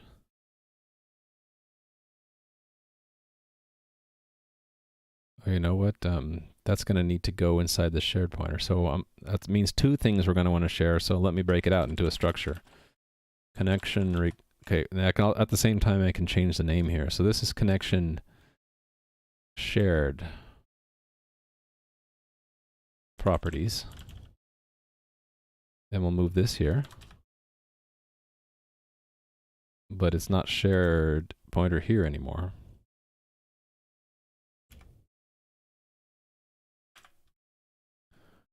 It's just the whole thing is shared. And instead of a text message is received, it'll just be shared.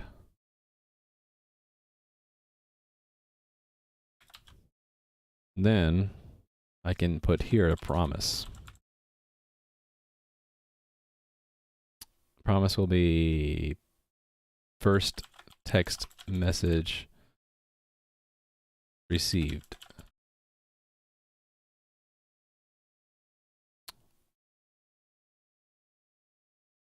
Okay, this is the words I was using before for future versus promise. Is versus was. So promise promise is current tense and future is past tense, which is sort of backwards.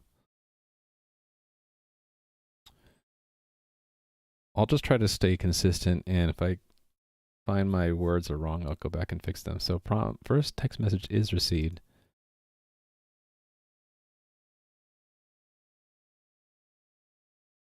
I can grab the future out. I don't need to store it here, right? Yeah, because you can get the future after the fact. So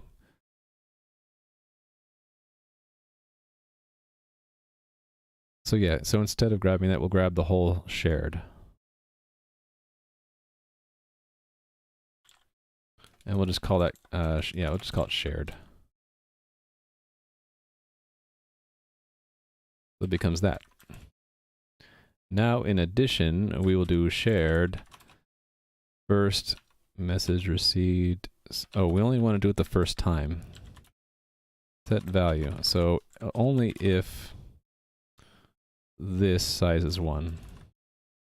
It's important not to set the value on a promise more than once. Hi, drop the bait. That's a clever name. So the first time we receive a text message, we'll set a promise so that we can wait for that down here. I suppose that's part of the act, right? The act is, well, first, actually, I guess the first thing we do is we get the, no, hold on. It's not part of the act. Oh, or is it? It's just this. Oh, no, it is part of the arrange. After we have gotten a connection, right, I'm going to get that connection here. Auto. First connection equals that, and then we'll say auto first connection, first text message was received equals first, I didn't spell that right. The really old name, used to play with a group of German people, and they said Z instead of the. The game just kind of stuck around. That's cool. I could never come up with clever names, so my name is based off of a character from a game, and the character's name is just auto-generated. That's how lame I am. Okay, so it's first connection. Shared. That. Get future. Okay, the act is that we will assert equal standard future status ready for first text message received dot wait for up to, again, should happen right away, so we don't have chrono. We don't have to have a short wait here. So just 1,000 milliseconds. I should just put a second there, shouldn't I? So that will block until we've actually received one, and then these assert should wait, or should do the right thing. So this, I can reuse this here. And then this got moved to shared, right? That's why I didn't like that.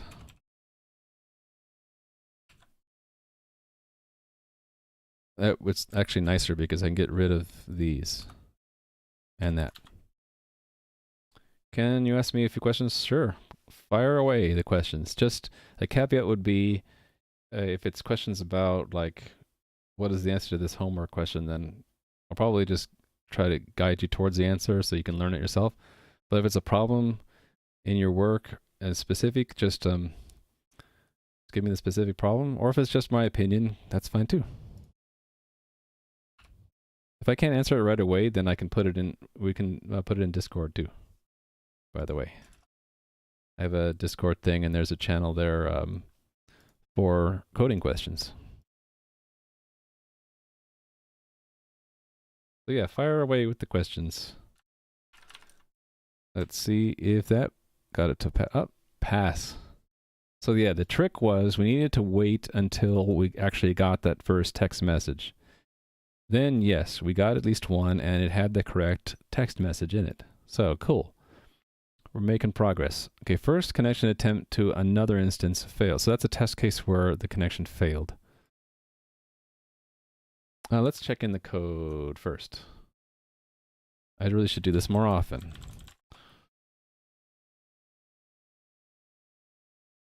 Right, so we added a backdoor because we needed it for this test here. I see the question, but let me finish the check-in first here. Oh, I did a bunch of things. Okay, so I did a bunch of things, so we'll aggregate them together with one check-in and say coordinator, work in progress, establishing connections to other servers. If someone in chat wants to get a first crack at the answering the question, go ahead. But I'm going to focus on this. I'll focus on this check-in. It should only take a minute, and then I'll get to the question, all right? Work in progress, establishing server connections. How about that? That's good enough. So the separate things I did are kind of documented in the test. So the first one was ensure connections not attempted when already established. I think the second one was drop it if it's disconnected. Oh, reconnect, yeah. Attempt reconnection after disconnection. And then, all right, make, well, really the essence of it is send identification once connected to a server. Cool. Now let me get a crack at the question. So question, got into a car accident maybe because of that, can't do your usual working hours, plumbing, attempting learning how to code. Okay, cool. Figured course of action would be HTML, CSS, JavaScript, Python, C#, PHP, C, C++.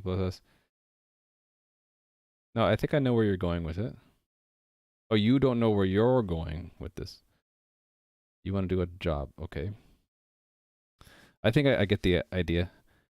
It sort of depends on what you find to be enjoyable, because there's a lot of different jobs out there, and you don't want to get into a job that asks you to do something you just detest. So if you like the idea of making websites, I would go, yeah, actually what you had put there is a good progression. HTML, CSS, JavaScript, that might be actually good enough. If it's not, yeah, Python's always a good addition. But so that depends if you're into web coding.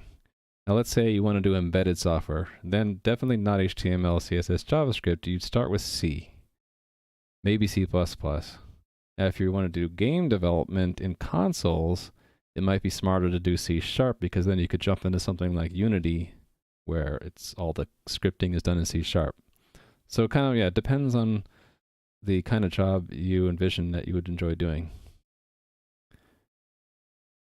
So yeah, what playing with scissors is saying is correct too. You wouldn't want to hop through those languages quickly. You'd the way I learn languages is one at a time, and when you feel comfortable with one, then maybe branch out and learn another one.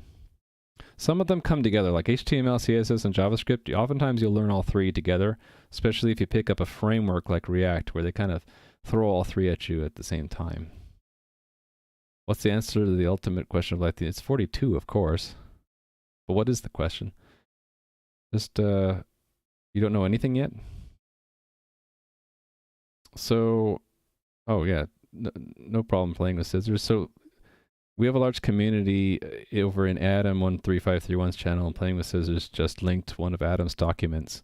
I'm sure Adam doesn't mind us leveraging it, but Adam's done a lot of note-taking, especially when people have questions about learning to code. So that's a great thing to read there that Playing with Scissors linked. So the good thing is you'll get a sense pretty quick about whether you like something or not. So if you know enough HTML and you're starting to learn CSS and JavaScript and it becomes like, oh, I really hate doing this, might be a good signal to look into something different. And yeah, just avoid getting to the situation where what you have learned is like you don't really care for. That's my 2 cents. So, first attempt to connect to another instance fails. So why would it fail? I guess if it doesn't respond. So we're going to arrange for it to not respond. This is going to be a little bit more tricky.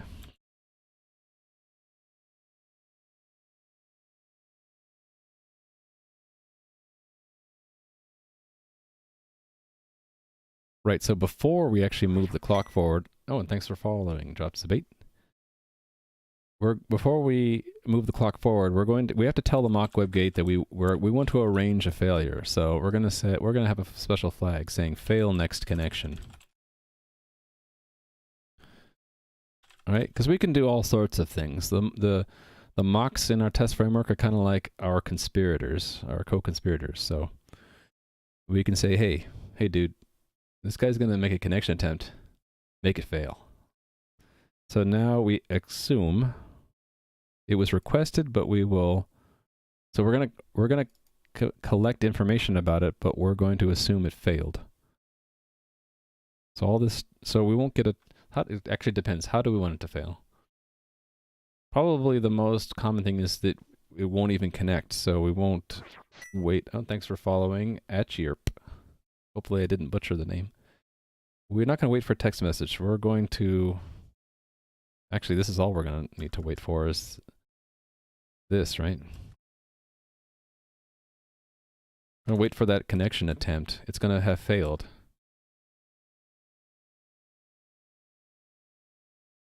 And what do we expect then? That'll be in this assert, right?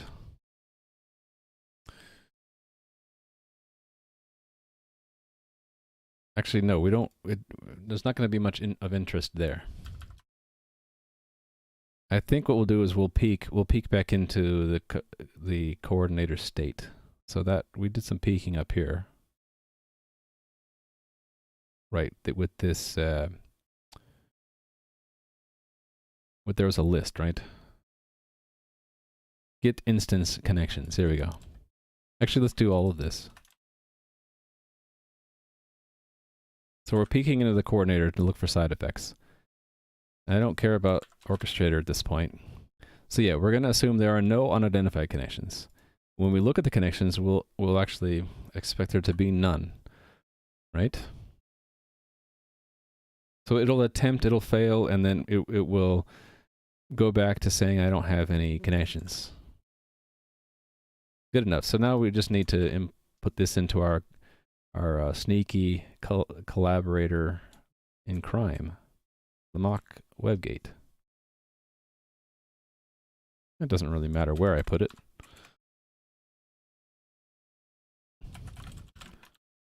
Oh, hold on. Someone at the door.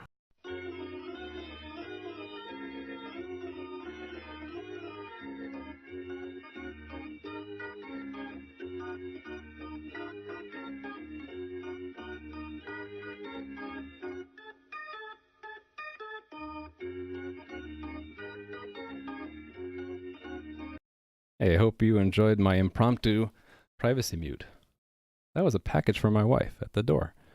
So fail next connection. Where this comes in is when this make connection... Actually, no. We want them to... no, it does come in here. The way that the coordinator knows it failed is if we return null pointer. So that's easy enough. We can say if it's that... I only want it to fail the next connection, so we'll reset the flag. Let's simply return null pointer. That'll be the signal that the connection failed.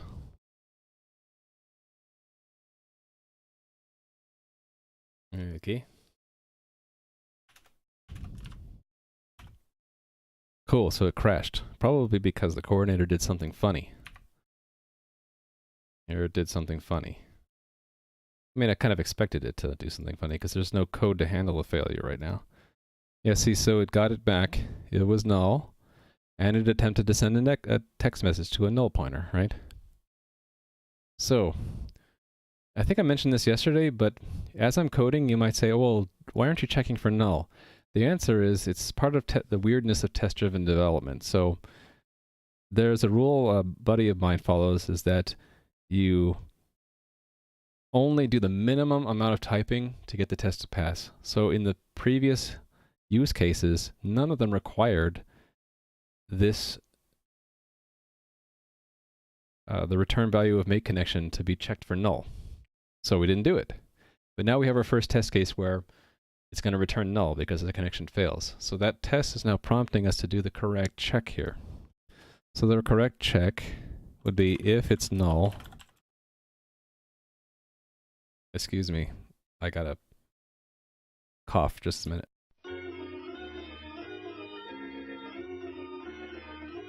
That feeling that you're about to cough, you know. Worst thing when you're online streaming. Okay, so if it is null, let's for now just do the minimum, right? Which is nothing. Or really it's just to continue to go to the next server missing. Now, hopefully this doesn't crash, but it will fail now. It passed. Shouldn't have passed. What did I do wrong? It should have made an no, hold on.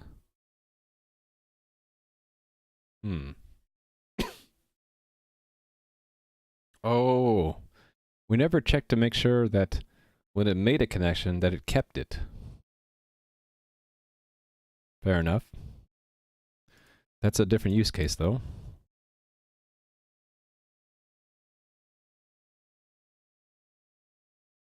So we wanted to fail that other use case. This one, so it's already doing the correct thing for if the connection failed. It just simply discards the WebSocket and doesn't store it in the state. So let's make the test case where, actually that's part of this one, isn't it? Sorry, I couldn't. I had to cough right away. I couldn't mute that one. Is it because we're past the 2-hour mark? That's where my voice, well, no, I should go till 3:30. I usually start to lose my voice around 3 hours and 30 minutes. Okay, so this is not checking enough. It succeeds. Okay, we didn't check to see if it kept the connection. Hey there, Blueberry King. I'm good. How are you doing? I'm getting my servers to connect to each other with infra hello. Adam Troll. If anyone who doesn't know this, and Adam13531's game infrastructure, he uses this as a way for the servers to say hello to each other, and so I kind of copied that in homage. I'm not drinking water at regular intervals, so that might be it. Do I need to enable hydrate bot for that?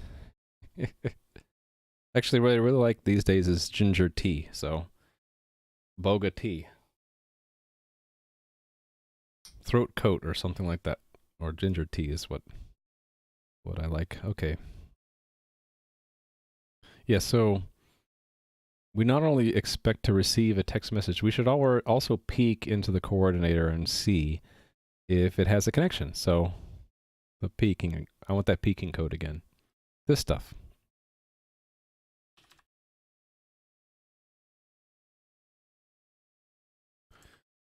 That's if it succeeds.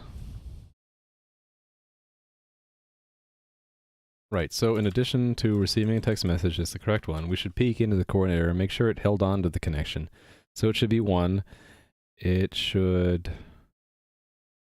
have an instance number of 1, right? Because it's talking to its number is 0. It should talk to 1, right? And then the web server should be it should match the server end of this first connection shared, right? Did I put it there? I didn't put it there. Well, no, I don't need to put it there. I can just check it. Web at WS server, right? So now we expect that to fail because it's not saving it. Okay, it failed spectacularly.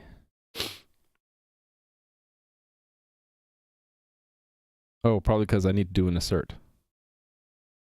Yeah, that's probably a good place to do an assert, isn't it? Why did it say, it said 8, oh no, it failed 821 but continued, right? It doesn't make sense to dereference the beginning of any kind of collection if the size isn't what you expect. So we'll assert that it's 1. So that our test doesn't needlessly crash. There, we just get a failure. Cool. So we expected 1 and it was 0. So it means we need to hold on to that connection. So what I think the correct thing to do is to put it into the whatever I called it. Other instances, yes. And I believe it's a map indexed by the instance number. So it'll be this instance missing. So that's instance whatever I called it in the other function. I'm trying to maintain consistency here. What's the other function I'm thinking of? Something I haven't written yet, obviously. Okay. I'll just call it instance, right? Or no, it's not the instance. It's like the data we have on it. Instance.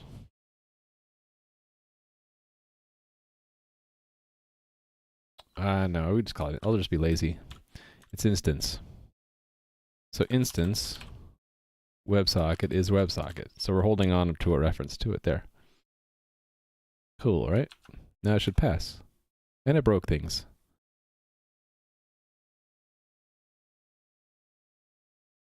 Huh. The one where it failed, it actually kept the connection. Did I get the logic here backwards? Let me think. If it's null, continue. Otherwise, put it in there. Eh? The other one's failing because the WebSocket's not the one that I expected it to get. Oh, that's right. Because when we're making a connection, it's the client end. Let me fix that one first. We expect the client end to end up on the sender's side, or the initiator of the connection should get that one. Doing well, good. Sorry, I didn't see that message for 4 minutes. So again, I'm trying to get better at noticing chat. Feels bad, man, when I do not notice it right away. Okay, back down to one failure, which I don't understand. We broke this test.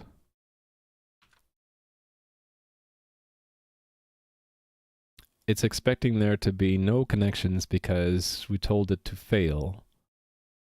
Oh, I think I know why. Because in our loop, it's going to try again.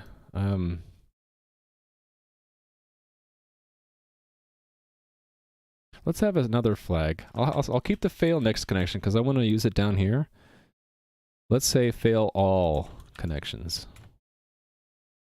I'll keep that other flag though, because it's in a loop. It's going to keep trying to reconnect right now. So it'll be actually getting the second connection. Not there. Go there and go there. And here. Okay, so bool fail all connections. This is what's kind of cool about mocks, is you can kind of be loose with the coding and just grow your mock as you need it. It can be as complex as you need it, but it can be simple too. So if fail all connections or next connection, then we're not going to fail the next necessarily, but this will never reset. So let's see if that fixes it. Oh, okay, that's interesting. It succeeded, but there is a long delay. And I'm thinking that's the test has an unnecessary delay. Oh, it does. Oh. Oh, did I not set that at the correct place?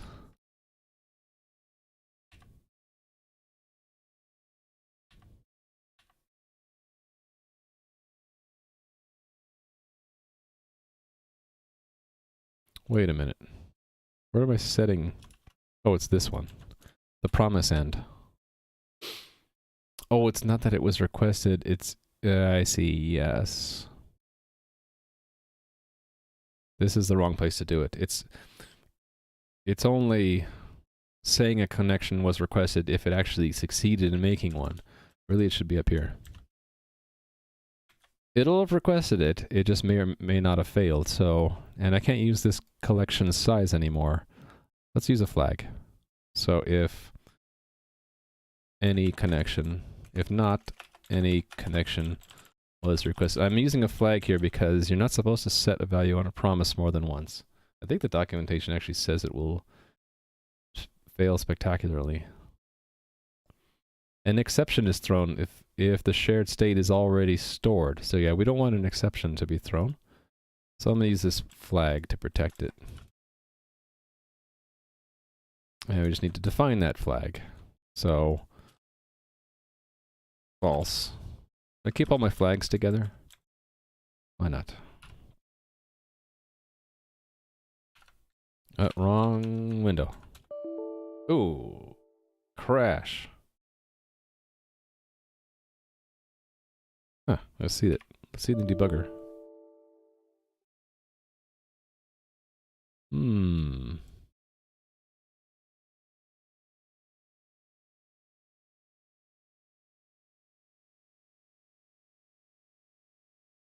Oh, okay, it's a race again.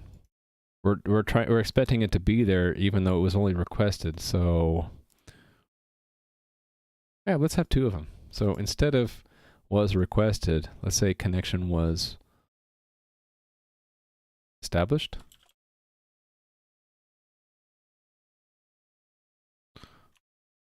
Was request, so we're just duplicating these. So I did not know how to use future and promise at all, and I still might not be using it correctly, but I didn't know how to use it at all until very recently. But they are way cool because you do not have to have the odd combination of what I was doing before is a flag with a mutex and a condition variable, and it was just ugly. If you look at my older streams or my code, you'll see it there. It's just gross. But really, if you want to wait for something to happen, a future is a really nice thing because it's thread safe way to either poll or block for something to happen, and the future being the promise being the sender end of that. I guess the downside is it's one shot, so I have to have these checks. And that again, a check. So it's down here. No, not there. Down here, right? If I had that code before, but I got rid of it.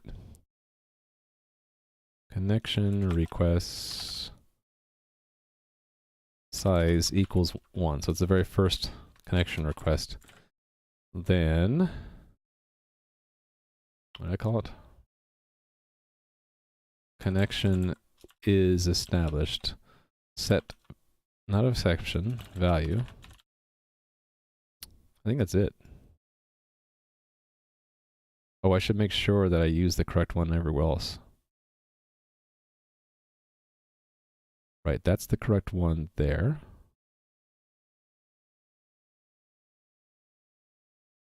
Although there is still a race here, right? Let me think about this.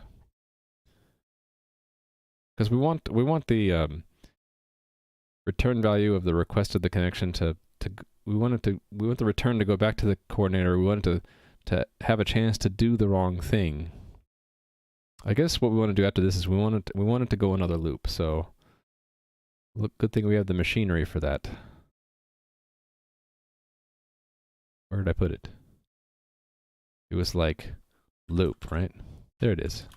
So we want this machinery in there.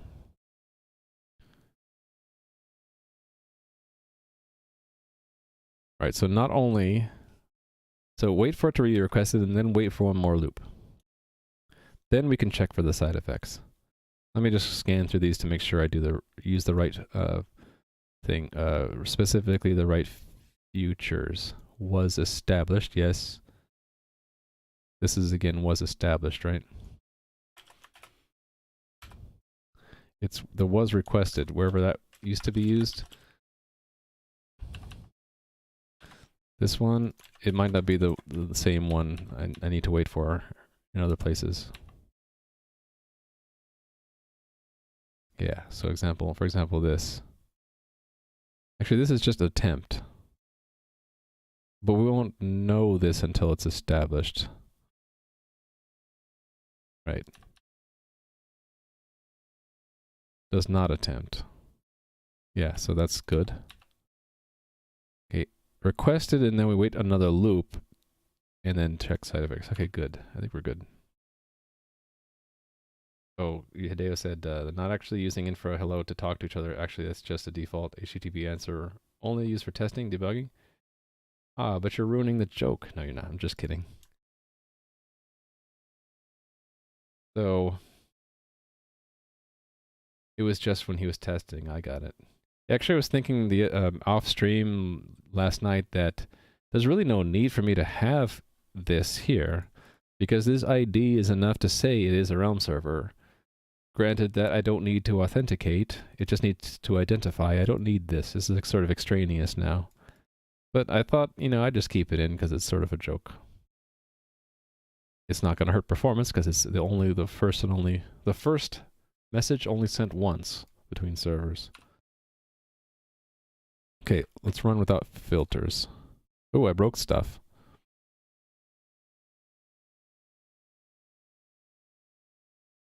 No state. Okay, it's something with the future stuff. Okay. Oh, that's right. C++ exception. If anyone knows how to tell VS Code's debugger to stop on the throwing of a C++ exception, I'd like to know, because I don't know how to do it. I can break on a function, but I can't tell it, hey, break on the first C++ exception. So my solution for now, or my workaround, is I have a parallel build system here, where instead of Ninja, the stuff integrated over VS Code, I use Visual Studio, the main Visual Studio. And then when I run it there, there's a debugging option to stop on the first thrown exception. The problem is in VS Code, for exceptions that are caught and handled, it's not going to break. And Google Test is catching all my exceptions and just printing, it prints that message that we see. This one. Unknown file error. So this is something Google Test printed out because it caught an otherwise uncaught exception. I actually want, in that case, I want it to be uncaught so VS Code's debugger could see it. But we can use this. So the trick here, make sure I don't have any filters set. Okay, I don't. And then in debugging, exception settings, you click on break when thrown C++ exceptions. That's what we want. Sometimes in a bigger project, you might get exceptions that you do want to catch and that are not interesting. Those can get in the way, and so there, you can actually fine-tune this if you want. You can select which ones you do care about, right? Not supported? Yeah. I want everything to be supported so I don't have to go back to the Visual Studio, because this means I would, if I was on Linux right now, I'd be kind of stuck. I'd have to find some other way to figure out where that exception's thrown, right?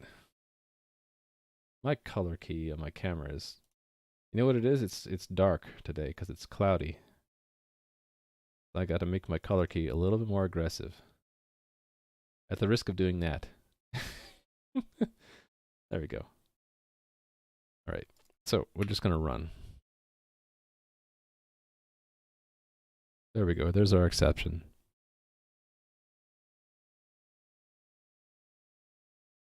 Oh, I think I forgot to get the future from the promise. Oh, look at that. Visual Studio Update is available. I'm not going to update now. Murphy's Law says it'll break everything. But thank you, Visual Studio. Okay, so I forgot to get the promise from the future. Probably something you don't have to worry about in JavaScript, but in C++, turns out you have to do that. I think I did that in the setup for the fixture. Where did I do it? Where did I do it? Did it somewhere. It would be get future. Oh, I did it there. Okay, yes. So connection was established is connection is established get future. Oh, I hit F7. F5. I hit F5, which is run. I want to build. And then I preferred right now to run it here. Like that. Hey! It's all passing now. Hey, passing. Alright, so that means that it handles a failure by not storing the, for lack of a better term, the data about the other instance. It doesn't store it. But if it does succeed, it will not only send a text message identifying itself, but it will also store the connection. Okay, so to complete these unit tests, we have to handle the second attempt. So we'll have it set up and fail the first time, and then either succeed or fail the second time. So this setup is the arrange for both of these. Except for failing all connections, it's going to fail next connection. Yeah, I did spell that correctly. Okay. Fail just the next one. Then we advance the clock. These clock values, I'm going to have to come back and fix them when we implement the consensus algorithm, because that algorithm specifies, or we'll be able to configure how long the timeout is between connection attempts, or between when it starts and when the first connection attempt is made. I think it says once it's talked to the server, if it has something to send, it'll keep trying, and it doesn't really I don't think it specifies the frequency. I'll have to look at the spec, but it might not be 1 second. So fail the next connection, advance the clock, wait for a request, and then one more loop, and then we'll know that it will have failed. And then the act is to wait for it to make another one, right? So in the succeed case, it will be this. Actually, exactly this. It's really a combination of two other use cases. I need to grab that, don't I? This.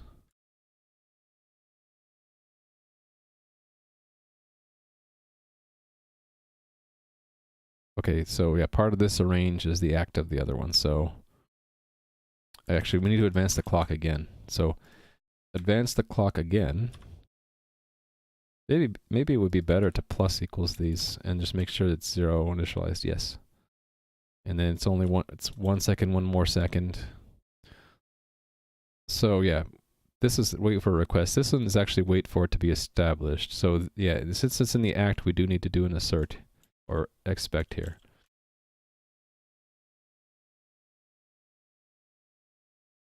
And the return type is a future status. So it should be ready within a second, much less time than that.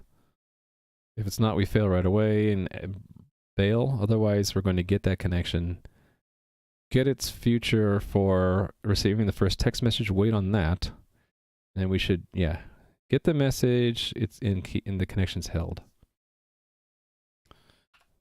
I think this probably already works, so let's see. Just as a sort of side effect of implementing the other use cases. So yeah, let me sabotage it by putting a 1 there. That's just to make a sanity check to make sure the test is actually running like I think it is. So yeah, there we go. Oh, so I guess when I what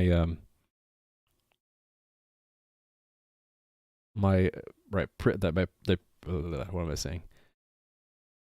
This string is generated from the print2 function I made for JSON value, and it's putting spaces in there. And no, it's the other way around. This is the print2 is generating that, right? Actually, I'm curious why one has spaces, the other one doesn't. Hold on a sec.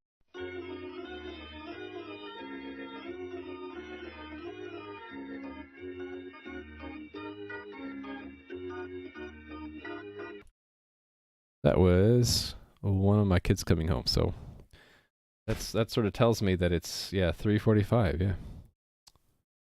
All right. Yeah, so I don't know why the spaces are not consistent, but it's only a curiosity. Let's fix that test and move on. So the next condition is where it fails the second time. You know what I'm going to do? I'm just going to cheat here. Copy that twice, I think, right? We'll keep that. That's going to be true.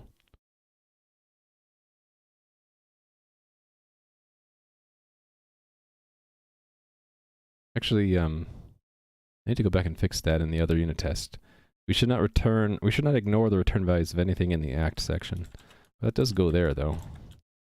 And then we're going to wait another period. And we'll expect it to happen again.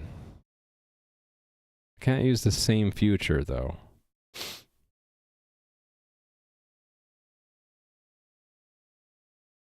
Just do 2 futures? There's a certain point where instead of using a future, I'd want to use a condition variable. It's only 2 though, so we'll just make it second connection was requested. Let's put that. Well, it doesn't really matter when it happens, right? I was going to say before we advance the clock, but it doesn't really matter to me.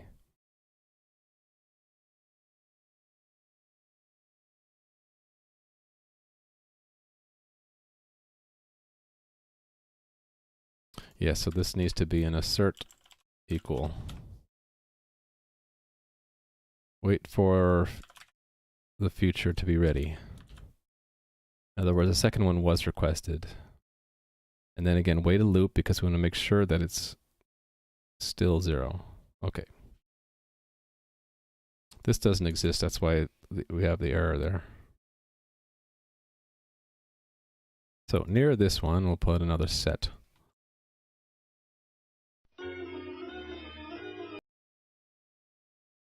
Second connection.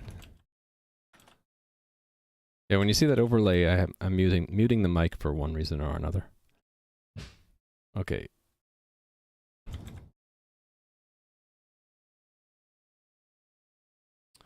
Any connection was requested. How about second requested? Second connection was requested. Let's just make a count. That's actually easier. Num connection requests.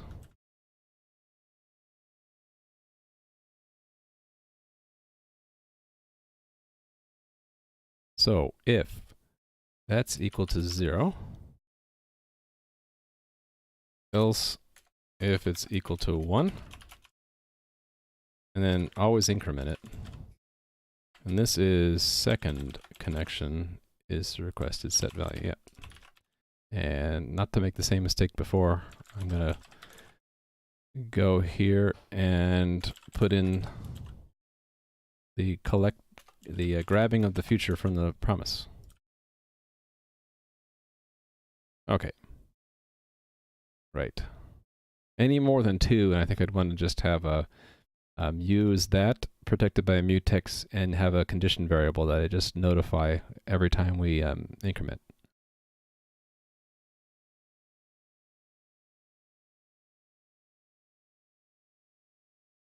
Are we good to go?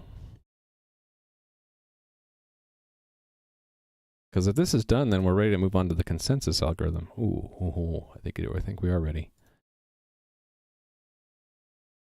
Let me sabotage it. 1. Sort of a dumb thing to do, but it's just sanity checking.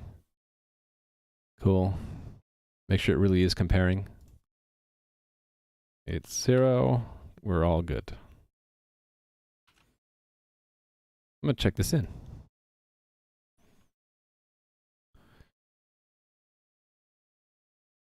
Right, we're actually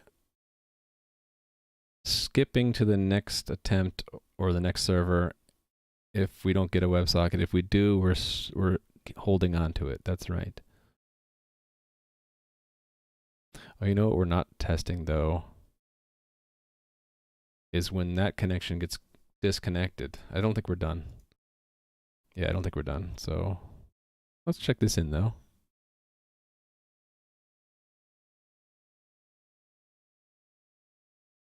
I'm looking at the test cases I added and changed to get a sense for what the commit messages say. I think it's coordinator. Properly handle successful failed connection attempts. Okay, so successful connection should result in holding the WebSocket as identified to be the instance we tried to connect to, or to which we tried to connect. I'm a little bit of a pedant when it comes to that. Okay, so failed connection should not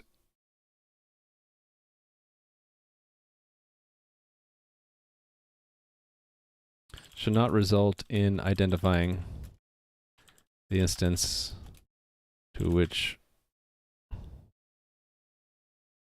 we tried to connect. Hey, Calic1234, how's it going? You said that 3 minutes ago and I missed it. I'm sorry. Adam party. Is it an Adam party today? It'd be an Adam party if Adam was here. We can say it's where, what do we say? Adam withdrawal Thursday. It's an Adam withdrawal Thursday. Gotta get our Adam fix, but Adam's not around. Gotta go somewhere. Yeah, I was mentioning this earlier. It might make sense for me to stream when other streamers aren't going, to kind of give people something to watch. If they don't have their favorite streamer, then maybe someone else. That might make more sense than streaming at the same time everyone else is, because then it's like, if people are watching me, then I'm kind of taking away from someone else's community, and I don't like that idea.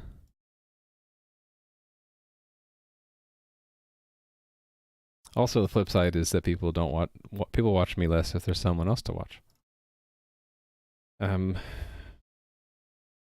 Yeah, so the problem I think is that we haven't tested if we make a connection, then the connection gets dropped. So let's build that use case up here. So we'll start with a successful connection. This one. Oh, and before that, there was some acts here that didn't check the return values. Yeah, we should do that. Either that or that's part of the arrange. No, that's part of the act. So we should do the right thing.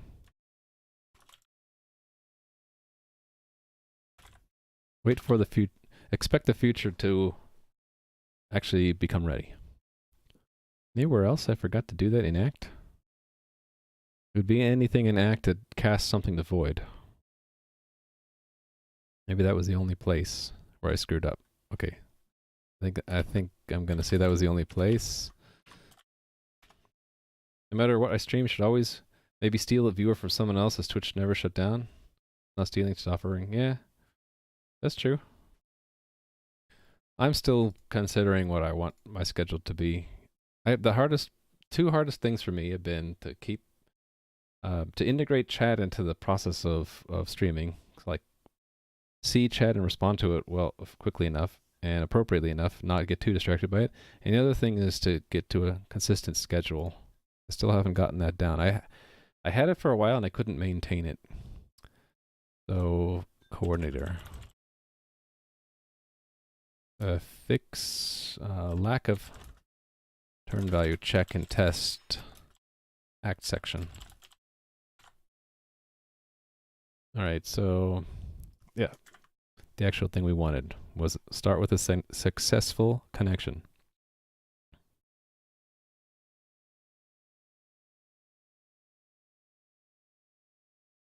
So disconnect after successful connection. So what do we expect to happen? If this is the arrange,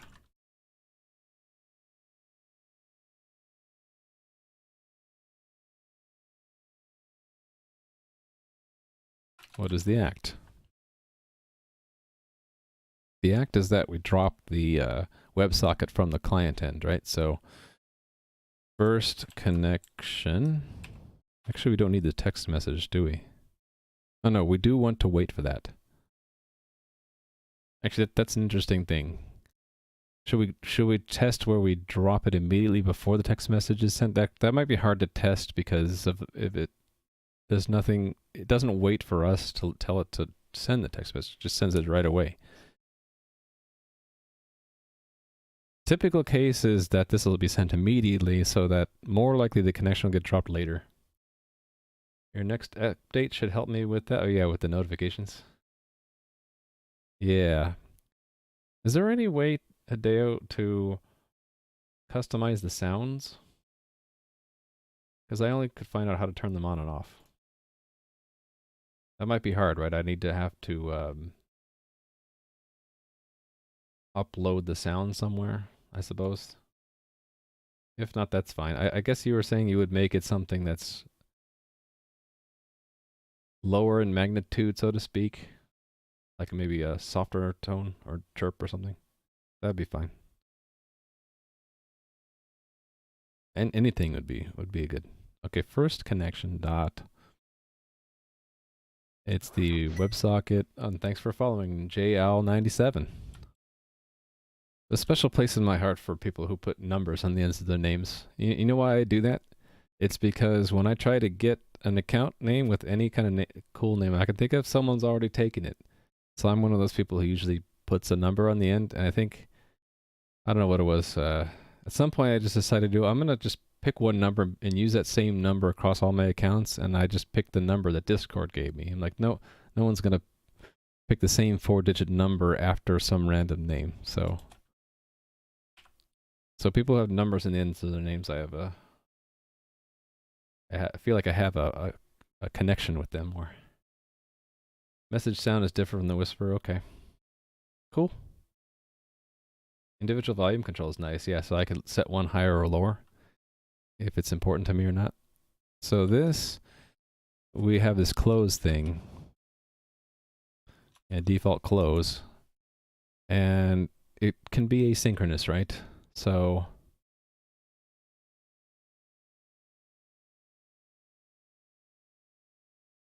let me think. Will it be asynchronous?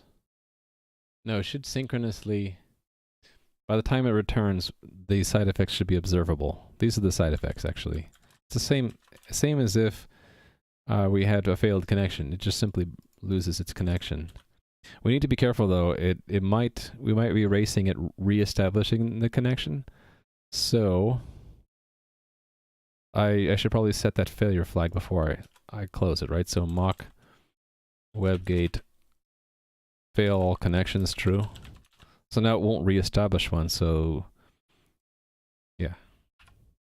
I have a feeling this test case will already pass because it goes through the same code that would happen if we received the connection instead of sending it in the first place. Oh, but then again, I said that a little bit ago, I knew that it would fail. Oh, I know why it will fail. Yeah, watch this. So I'll run it and you'll see it fails. And why does it fail? It fails because it's still holding the connection. That is because the only way it ever drops the connection is if it gets into this closed delegate. Right? Well, the only place I set the closed delegate is when we receive a connection. So We want it either if we receive the connection or if we made it in the first place, we're going to set this delegate. So it's a good opportunity since we're going to call set close delegate from 2 places. It's a good opportunity to refactor this a bit. So first step I think will be, I will take this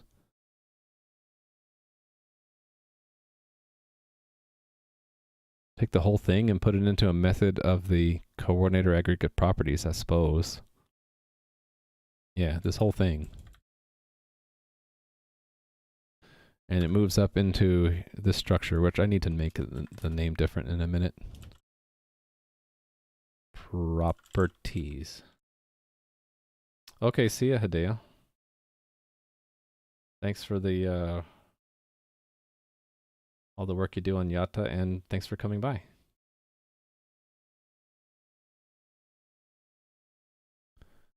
And I saw that after a 2-minute delay. He's probably gone. But hopefully, I'm sure he understands that I'm slow right now. Okay, so we're going to call this. It doesn't return anything. It's the onClosed delegate, so we'll call it WebSocket closed. Right? And its arguments are a weak pointer to the WebSocket.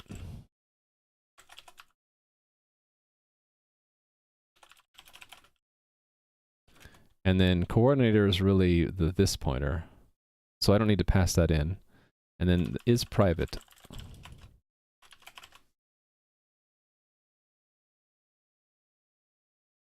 Oh, wait a minute. Hold on. We also have this code. Do we need the code and the reason? I don't think we do.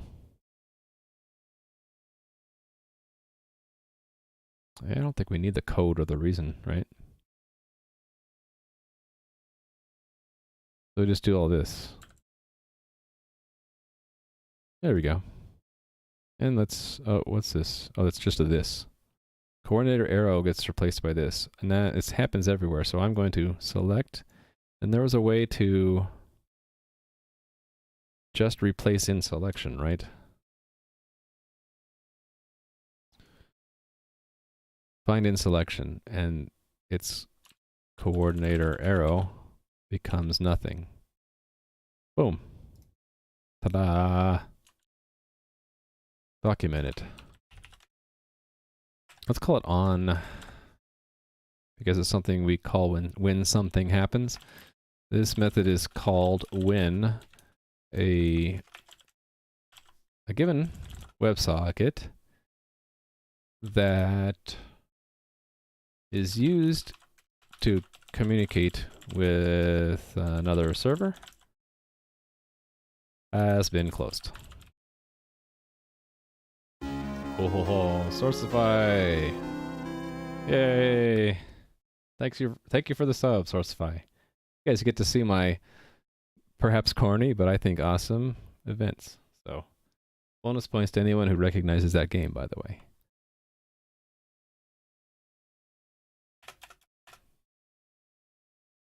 Thanks for the sub again. Very sweet of you. Sweet, kind, awesome.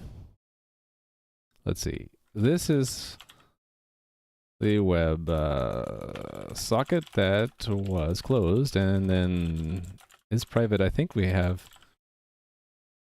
documentation for that already somewhere. It's in WebSocket where I have that document. I'm gonna steal. Here it is. Steal from one place to another.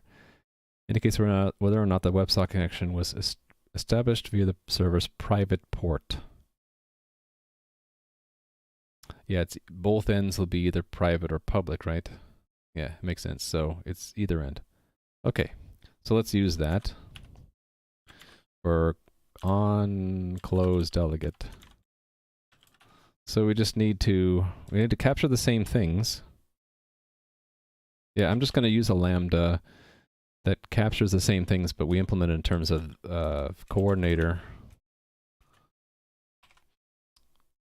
on, and then we pass what we need. So it's WS, and it is private. We don't need code or reason.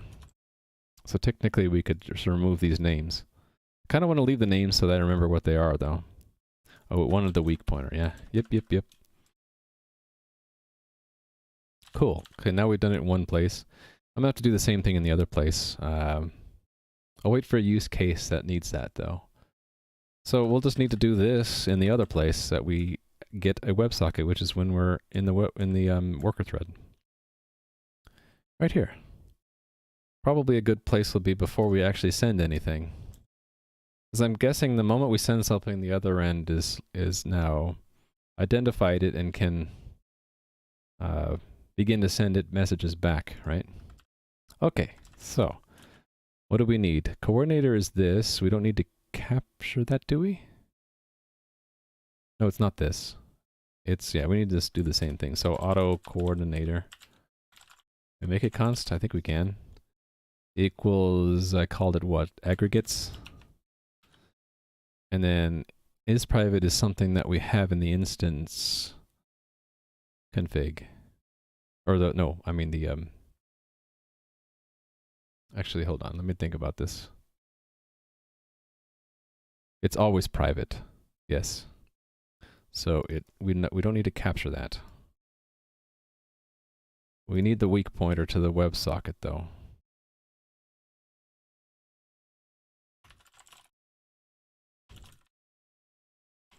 WS weak is WS, so pass it in. And it's always a private connection if we're making one. Cool. Let's see if that passed us the test now. Nope. It did not. It didn't remove it. Okay, why not? What did I do wrong? Oh, I think I might have closed the wrong end. Yeah, okay, I closed the end that... I closed the same end. I need to close the other end. So when it makes a connection, it's the client. I shouldn't use the word server and client. It should be like initiator and responder, really, of the connection. So WS server is the responder, so it's the it's us, it's our test. It initiated the connection, we waited for it. Now we're the responder, so we close our end.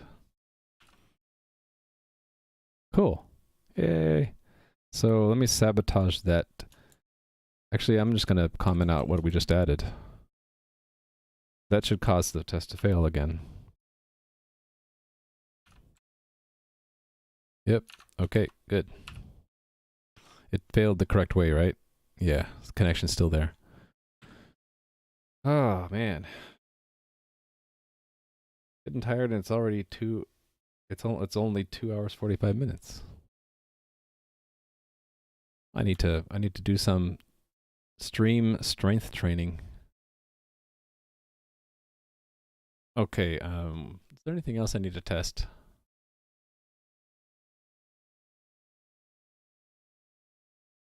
Not yet, because I'm thinking that observation I had up here, this text delegate is not set in the other place, but right now it doesn't need to be because we don't have any messages other than the ID message, and that only goes in one direction. So I'll wait until a use case requires it to test that. Yeah, this should be enough where now the servers connect to each other. If I add some diagnostic messages, we'll see that. So let me do that. Where would be a good place to put that?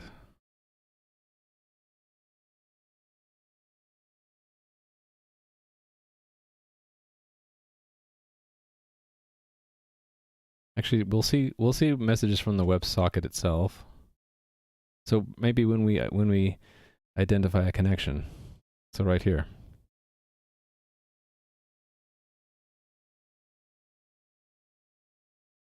Right, so here's a good place.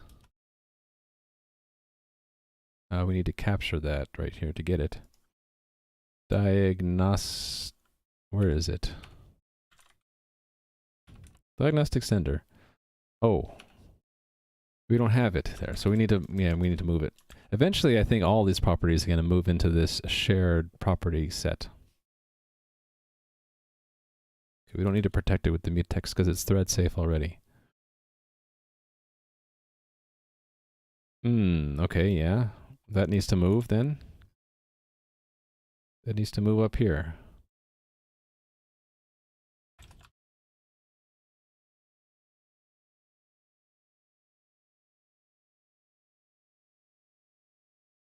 Its constructor requires a name. So that means we don't need a constructor here anymore.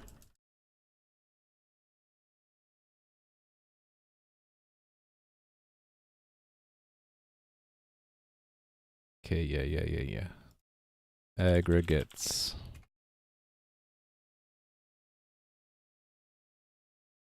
Yeah, this doesn't print much.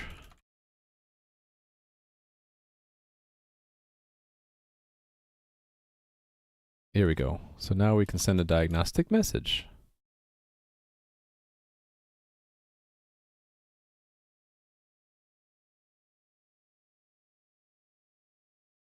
I always forget the argument order. Let me just try to guess. So I think it's level. No, it's sender. So this would be, I guess we'll just call it coordinator. The level and then the message. Do I have, they don't have that included. Let me include it. String, my string extensions library. And autocomplete doesn't want to work. That's fine. Okay, so what are we going to print? The WebSocket has an ID, so we'll say connection and that ID identified as instance, and then that has a number. The number is a integer.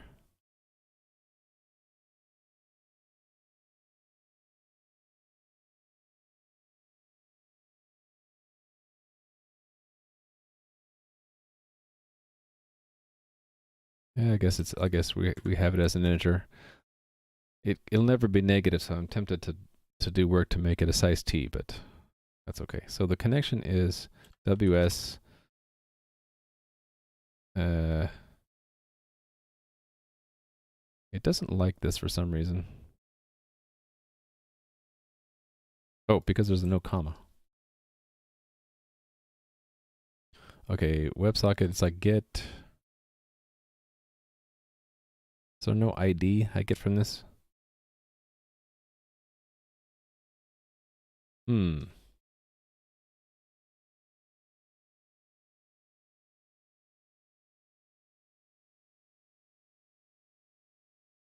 Oh, and we didn't subscribe to its diagnostics either, so.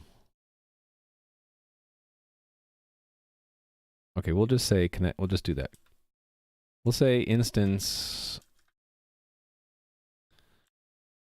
connected to us. And then we'll just put the number. Like that. How come it didn't like that? Oh, is this? Oh, okay, send. Okay, then I didn't need. Oh, thanks for the follow, Man, Bear, Pig, Central. Man, Bear, Pig, Central. I don't need a printf here. Yeah, okay, there we go.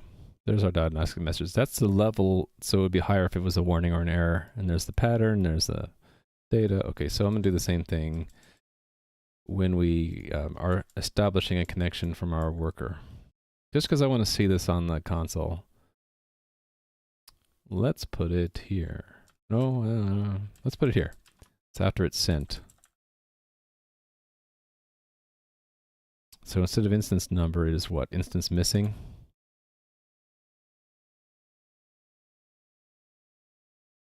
I don't like that name. Can we change it? Yeah, let's change it. Instance number. There we go.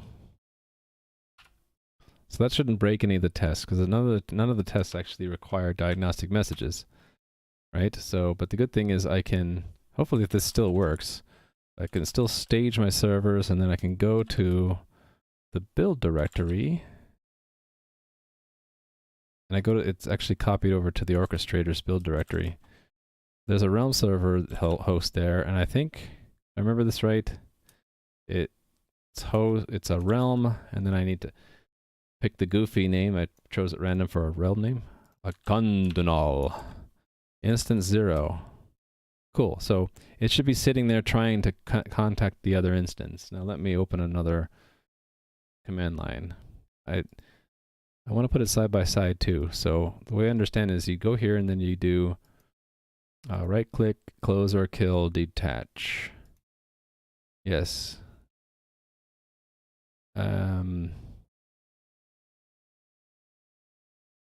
That's not exactly what I expected.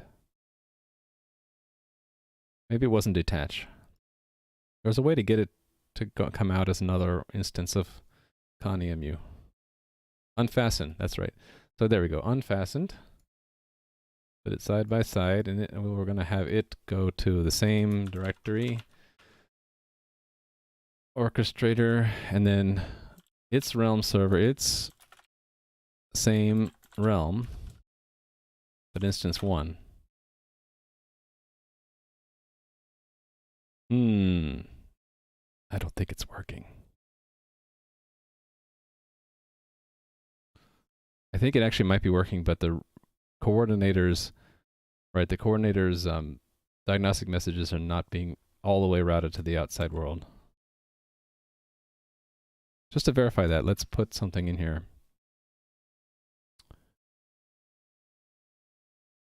We'll have it print something when the worker thread starts, because we know that that happens.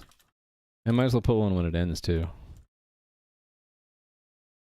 So that's just a string.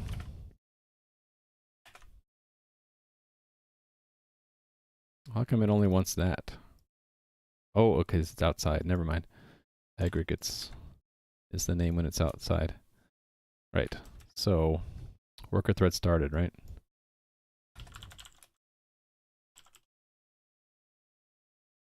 And just for the heck of it, we'll put one when it is stopping. I predict that it just won't print out anything until we get it routed correctly.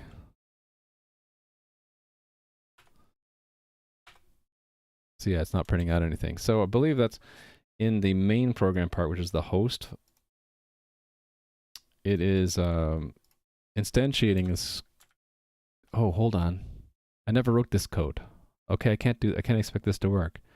The host program doesn't host the coordinator, it hosts the web gate. How much work is it to host the coordinator instead of the web gate? Or in addition to? We got to give it a timekeeper. And configuration and mobilize. Okay, it's not too bad. Let's see if I can do this quickly. So we have the web gate, so now we also need a coordinator. Right? And I guess it goes in the same spot. Only it's shared, so it's shared, well, const auto that equals make shared of this. Oh, thanks for following. And I don't know how to say your name right, so forgive me, but it's, to me, I think is socialize. That's my best attempt. Thanks for following. Coordinator. This does not need to be shared, does it?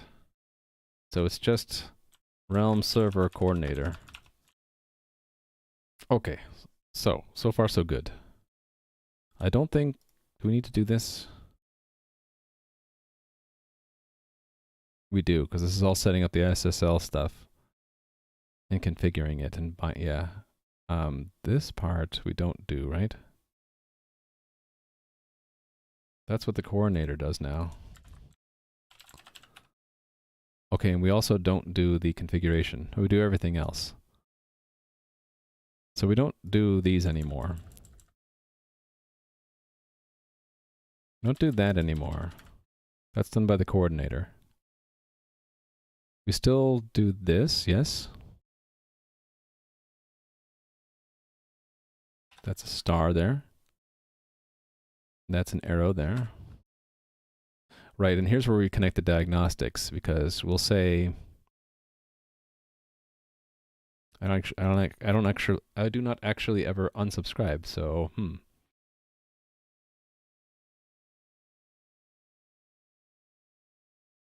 I think it's safe. This always returns just a, yeah. So it's safe never to just ignore. When we subscribe, we get back a function we can use to unsubscribe. I don't think we ever need to call it. So it's the same thing with the coordinator. Subscribe, and we just use the same publisher, so that diagnostic messages go to the standard out and standard error. So a lot of this stuff won't make sense to people unless they've seen my earlier streams where I wrote some of this stuff. So hopefully, though, the names of the functions and objects kind of help give you an idea of what it's doing. So this is the main program of the Realm server. So it does the creation of the different components and the dependency injection to hook them all together and just tells them to go. So very briefly, right, this is just to leverage Visual C runtime library's memory leak detection. So it prints out a nice list of the things we forgot to free from the heap at the end of the program. This traps the Control-C, sig int, so that we can use it to signal when we want the server to stop, and then we can do clean shutdown without just quitting the program instantaneously. This is where I do all my command line arguments, parsing. It goes into this environment thing, which we use later. And we make a WebGate, we make a coordinator. This actually could go anywhere. This is turning off buffering of the standard output stream. This makes a little convenience object or function that it can be passed to subscriptions to diagnostics, so that whenever it receives a message, it prints it to standard out or standard error depending on the level of the message, right? Warning and above goes to standard error. Otherwise, things go to standard out. So subscribe to diagnostics from both components. I think, yeah, so we use the environment to find and read our configuration file. And then we're going to configure and start the WebGate, and then we need to configure and start the coordinator. So coordinator mobilize, it returns so once the WebGate, and it needs to know the realm. So I think I put that in the environment. Realm, yes. And it needs to know the instance number. That's environment instance. And it returns something. So again, we need to fail if that fails. So then we say the realm's up, server is up and running. And then, I don't know what this does. Let's see what this does. It doesn't do anything. So we might as well just call it monitor or wait for shutdown. Right? Actually, let's replace all instances of it. Ooh, what did I call it? Wait for shutdown. Memory's so bad sometimes. Wait for shutdown. Shut down. Okay. Okay, well, this is more generic now. See, this program started as just hosting the WebGate only, and it's grown now to, it's going to hold the whole server. So once the server is up and running, it returns once not the user, it's the, once the program has been signaled to end, really. And it doesn't need anything at all, does it? Doesn't need any of this stuff. Shutdown is one word. Yeah, is it? I don't know, it feels to me like it's shut and then down, so I capitalized it. Do we really care that much? What's the server for? I will give you a brief overview. So I made my own web server from scratch, basically. That was the subject of my previous 70 streams up until like a month ago. And now I'm using the web server I built to make a game server. So the idea is that my game server will talk to other instances of the game and clients through WebSockets on the network. And so we're building the front end of the back end, so to speak. So the part that receives and makes these WebSocket connections between servers and clients to use all the web stuff that I've been developing. And from that, we're going to build an actual game that uses these coordinated connections to communicate game state changes. So right now it's the early stages of the server, but it's going to be a server that's running a game. The game is going to have state, and we're going to be tracking the how the state progresses over time. Thanks for following, Gun Games. State changes over time, and then the multiple instances of the game server have to stay in sync. Oh, thanks for following. Carnio, I'm going to butcher this name. Carniorovs. I didn't say that right at all, did I? So yeah, the idea is I want to make a game that is persistent and fault tolerant. So I'm going to be making a cluster, so multiple instances of a game server that each of them has a copy, essentially, of the game world and all of its state, where everything is in the world. And they need to talk to each other to maintain what's called coherence? No, consensus. They need to have consensus about the change of the game state over time. One of these servers is going to be elected by the cluster as the leader, and that's what clients are going to initially connect to. And there's another small server off to the side called Orchestrator. Its only job is to start these servers automatically and then kill them if they lock up, restart them. But yeah, the server specifically I'm working on today is the main game server, just the connectivity to the network. There's going to be no game at first. It's just going to be, there's a server and we can connect to it, but it doesn't talk to us. One step at a time. So I'm actually using TCP with WebSockets. So can you use WebSockets with UDP? Maybe. I'm leveraging TCP though, because that gives me the data integrity pretty much for free, and the indication of connectedness. So like if the keep alive that built into TCP fails, then I know I've disconnected. Also, WebSocket itself has a ping mechanism to make sure it doesn't get disconnected. Oh, UDP for multiplayer, I get it. Well, it's a cluster of servers, so none of them are really dedicated. The idea is that let's say I have new code, new version of the server. I might have, let's say, 4 instances. I might take number 1 down, update its software, bring it back up, take 2 down, update its software, bring it back up. And each time I take down one server, change its software, and bring it back up, players don't really notice because I'm going to use a cluster consensus algorithm so they all have the same state. The worst that happens is all the clients connected to one server will have to shift over to another server. And part of the work I'll be doing in the future is when a server is told to shut down, it's not going to just, boom, shut down right away. It's going to go to each of its clients and say, hey, I need to shut down. Go talk to this other server. And it'll try to do the load balancing, both then and when the client initially connects, so that there's an equal load on all servers. And a server that's about to go down will have all of its clients unloaded gracefully. The worst the clients should see is a little bit of lag where they have to connect to another server, and then possibly that could take a fraction of a second, and you might notice something. Maybe I'll show a little visual indicator saying, hey, you've been moved to another server. We'll see how it goes. But the idea is for it to be persistent and yet upgradable. And yeah, the cluster is dedicated, but no one server is. Any one of these servers can be elected leader. And see, the plan I had for today, if you go to today work? No, that link is broken. It was game. So that link for the game there brings you to the overview page. But if you skip down to log, you'll see the log for today, and I have links to the algorithm I'm going to use to build the cluster. Hopefully I answered all the questions. Nodes won't run on client machines. No, the client will only run the presentation and the UI. So you'll send a command to the, you'll I don't know, controller or hit a key or mouse or something to do something with your character.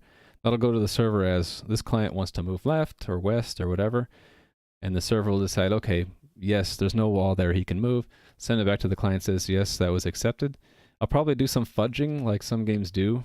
If you've ever heard of the developer talks behind Overwatch, they talked about this, where to reduce or eliminate the perception of players that there's a round trip between client and server, the client will actually locally predict what the server will do. So the client might say, I know there's no wall there. There's just empty ground. The server should be telling me, yeah, you can move there. So I'm going to pretend he did.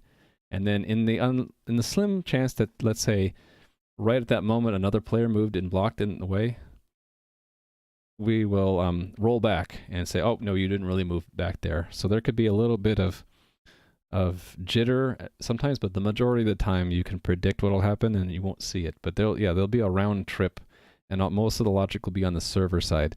Another good reason for that is you don't want people to cheat. So you want to have full control over the server, implementing all of the game logic, and the client is just really a thin front end of the game. At least that's what I'm going to try to do. This is the first time I've ever tried to make a multiplayer game, so I could be talking total garbage, and if so, I will find out, and you'll be able to justifiably shame me. But then I'll learn, right? I'll learn the right way to do it. Okay, so this main program, I reduced this so that we're really only waiting for shutdown in this main thread. All the real work that the server does is done in the worker threads. So wait for shutdown, it doesn't need anything. If I did this right, then this should run the coordinator as well now. Is that how it's done in Unreal? That's cool. There we go. Stream Elements gave the link to today's plan. I need to move that to the today command. I have a note in there. By the way, people who just are watching, every day I do have a plan that I try to stick to, and I do take notes during. If someone has a suggestion or feedback, I write it down and then I follow up later. And I have this Discord. Everyone's got a Discord these days. If you want to join mine and set it to mute it right away so I don't bug you. Before every stream, I'll send a message in the announcements. It's a typical thing most streamers do. I'll send an announcement saying, hey, I'm going to stream. Here's the page to the plan. You can read it and say if it's interesting, you can watch. If not, that's fine too. But also, if there's any questions I can't answer, or if you don't want to ask it now, feel free to go there and ask. So that's my spiel for the asking questions in Discord and all that. Now we're going to try to run this server. I have this stage command I do first because I want to put together all the files that I actually are going to deploy. So in the real deal, this is the name of the game. So that's actually being taken by the orchestrator, and it launches all the Realm server instances. Right now, though, I'm just launching each instance manually. Rocket League devs have also done some nice presentations on how they handle. Yeah. Feel free to link that if you have a link to it. Otherwise, Google is your friend, I guess. And my camera's struggling today with the blue screen behind me because it's dark. I'm just going to quickly play around with my color key. I'm going to be it's going to be a little bit bluish on my shoulders, I think. I'll have to live with a little bit of blue. Which shoulder is that? Right here. So ignore the blue. It's a cloudy day where I am. It's getting dark. And I don't have good lighting here, so... Okay. Let's run instance 0. Cool, so we see the coordinator now is running. And we can actually... Did we see that before? That it was... listening? Oh, okay, this is bad. This means it didn't know what port to listen in on.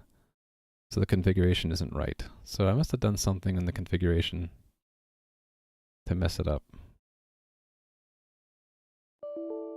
Oh, and it crashes on shutdown. So I have a couple problems here I gotta work on.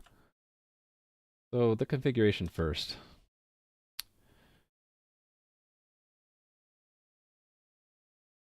Really, this isn't... Hold on, I got a phone call. I'll be right back.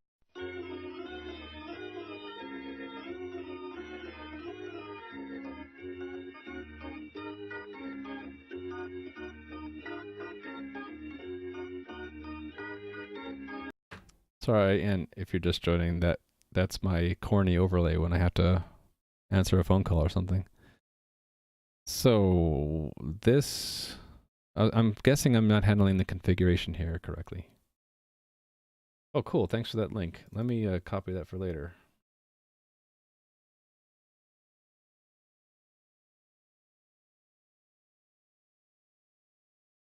Do. Am I in the right place? Yes. Thanks for that link.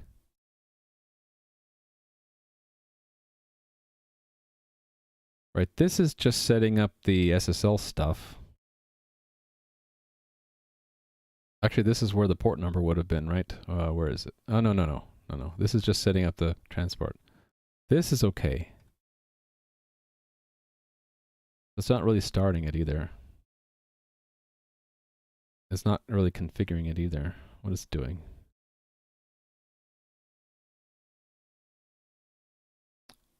I know what it's doing. It is. I'm not going to use the word configure. I'm going to say it provides the given web gate with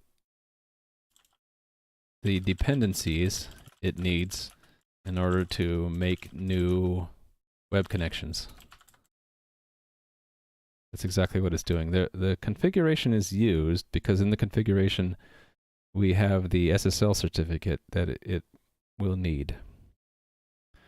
But it's not actually configuring the rest of the web gate. It's configuring the transport layer. What am I going to name that? How about attach web gate transport layer? I like that name. What sort of game am I planning to make on this infrastructure? So I have a nice page for that. Actually, it was linked to from here again. Let me spam that link again. That should bring us to here. So again, not playable yet. It's multiplayer online, not massive, because I'm not prepared to have it crash, but maybe if I can handle it. And it's going to be a retro style. If you remember Ultima series of games, that kind of ages me a little bit. So I'm an older guy, but I really liked those games, and I want to try to recreate that, but multiplayer and with a variety of different things you can do in the game, like exploration, either solo or group quests, or maybe even crafting your own areas. And the main thing I want to do outside of the style is this is sort of a challenge, is to keep the game evolving over time. So I want the game up quickly, so you guys don't have to wait 2 or 3 years, but maybe just a few months. Have it up, and it won't be fun at first, but maybe over time it'll get better and better as I add content, and as I invite other people to add content to it. So I actually played it on the Apple II, these Ultima games, but I think it was on Commodore. Yeah, really retro style pixel art. So if that's not your thing, that's cool too. But I'm not limiting myself to just that.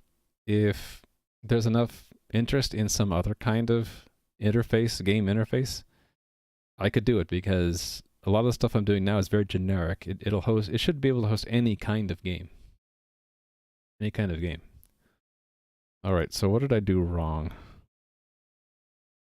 Is it because I didn't configure the coordinator? That's what I did. I mobilized it without configuring it.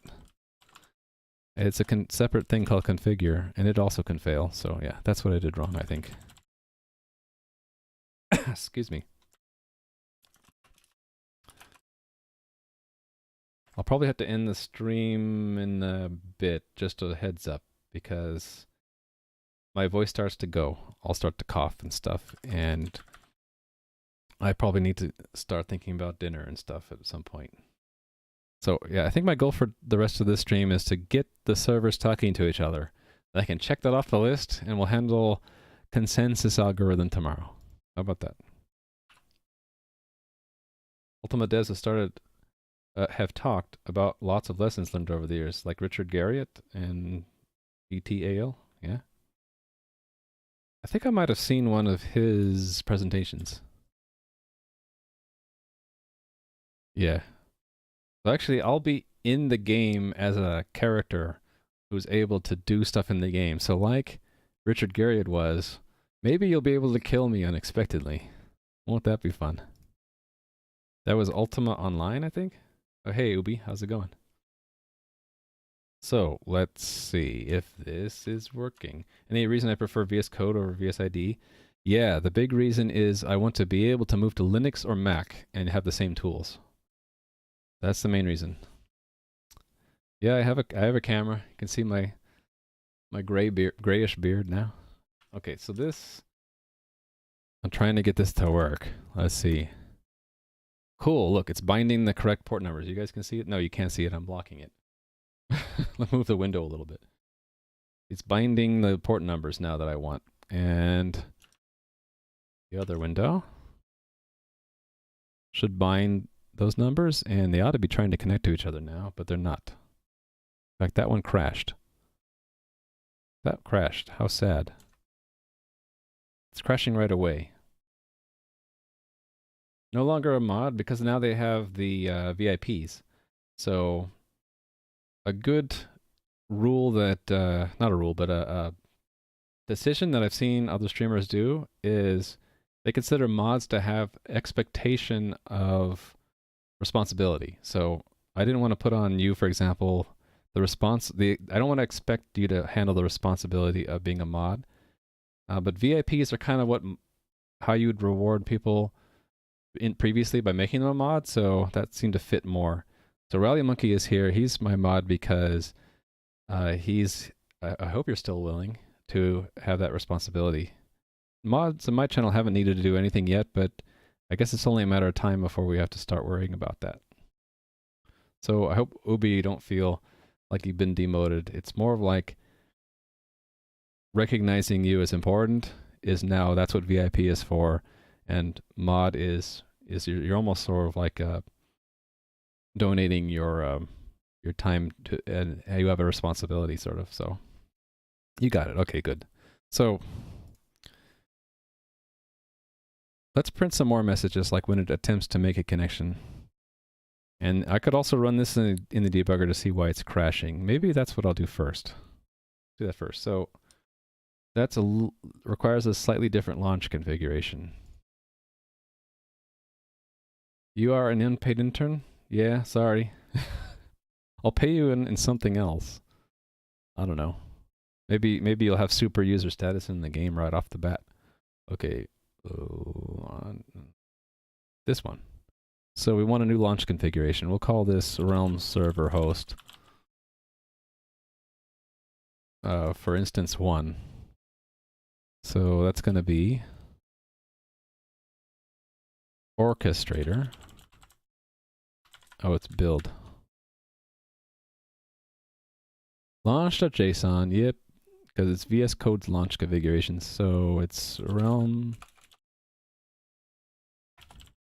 host.exe, and then we have to give it arguments. So the arguments are the realm, and I picked goofy names for my realm. So I needed some name. The name I picked out of random was Akondanal. Realm is Akondanal. And then the instance is 1, right? That's the one that's crashing. And let's have it run from that directory so it can find its configuration.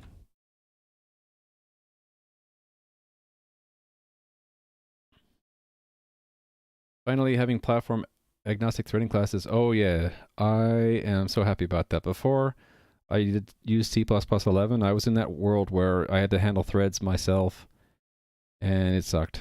You still have to do it with sockets, at least in C++11. But, and what is a realm? A realm is just another word for world, or you know, in World of Warcraft they call it a realm, right? It's if you have 2 realms, then they're running 2 games independently. Actually, I have this idea that I'll have multiples, and there'll be a way to go from one realm to another, but it'll be a hard transfer. Like, once you go to the other realm, you stop seeing all of the people that are in realm 1, and you start seeing everyone in realm 2. And maybe it's even a completely different UI experience. So yeah, realm is like a universe, game universe.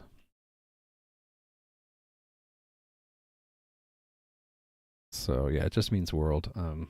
Let's see what happens if I run this. Run it. You must run it. Okay, it just crashed or something. We don't know why. It just exited. Oh, it exited with code 1. So something did not configure properly? Let's see. That would have been in the main, right? So let's just step through this. Okay.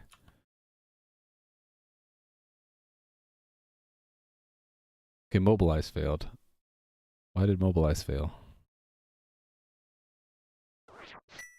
Oh, thanks for the follow. Keeping track of this account. Okay, configure WebGate. Oh, here we go. Both servers are trying to get the main port. I need to turn that off.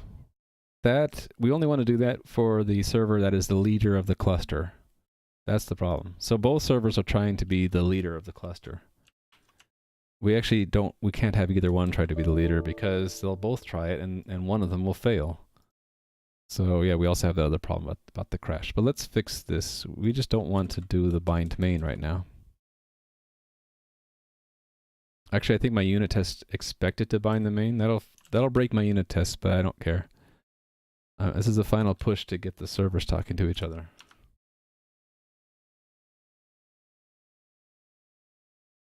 Come on. History? There we go.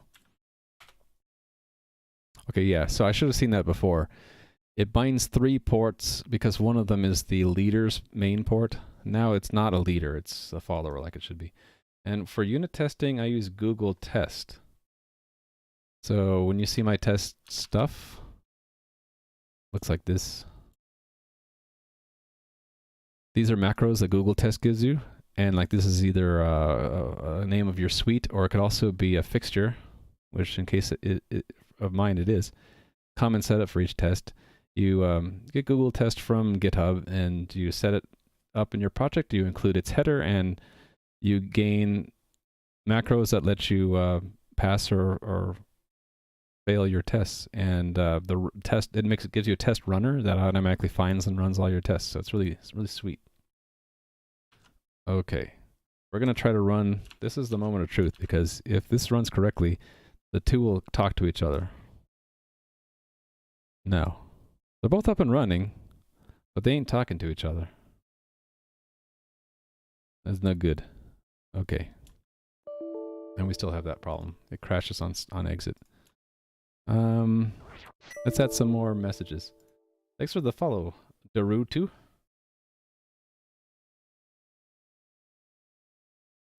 Yeah, I've gone a little bit beyond unit tests here because I'm actually trying to run it integrated. If I find a bug here at the integration stage, it'll be because I missed something in unit test, so I'll want to go back in the unit test and add a test for it. So far, I did make one change, right? And that'll actually fail my tests. So there's probably still a bug, and when I find it, I'll need to make a test to cover it. Let's see. Yeah, I just want to print a message when we attempt to make... So it's printing a message saying that the thread has started, but it's not printing anything saying, hey, we need to connect to someone. It should be doing that. Let's increase the polling frequency a bit, because this is going to do 20 times a second. Let's make it more like 4 times a second, just in case it spams me. And now we'll print something.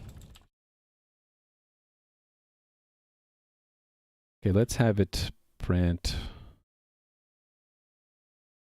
something formatted. Actually, let's just steal from this one down here. So it just does, I expected it to at least trying to contact. Oh, is this the right place? Oh, I just didn't update this text. This is connected to, instead of it connecting to us. And this is, here I want to say trying to connect to.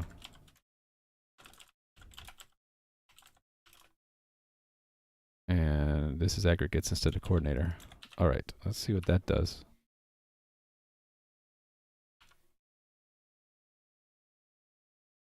Stage, run. Okay, see, there's trying to connect. Okay, they're just not talking to each other. And that thing. Sorry about the audio. Sorry about that. That's on my list of things to figure out how to mute when I'm streaming. Let's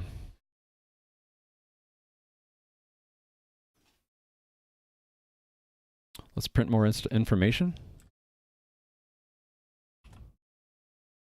PRIU16, right? For that we need int types.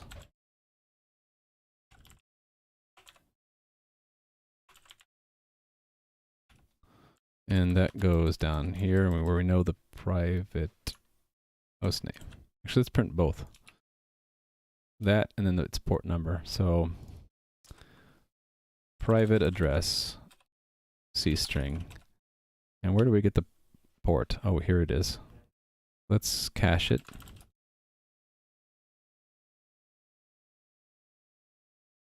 It does take a uint. Okay, so port. This is now port. And we're going to print it down here. It's one thing at a time. I want to see that it's actually trying to connect to the correct port number. Oh, I didn't, sorry. You know what I'm going to do? Can I turn that sound off? I'm just going to mute, the PC sound completely. You should only hear me. Look, my color key is getting really bad now. It's getting dark. Need to fix that. Okay, that's probably as aggressive as I want it to go. Need more light. Stage, run. Make it a little wider, please. Okay, it's trying to connect to that port. What's the other guy doing?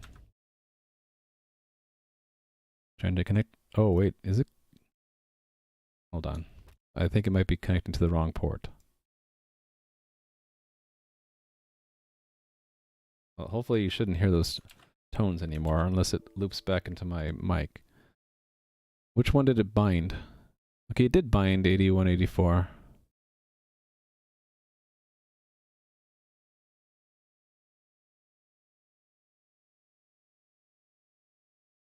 Oh, you know what? I know what it is. Yeah, I forgot a piece. You can turn down system sounds in the volume mixer to get rid of that? Okay. Let me copy that. Log.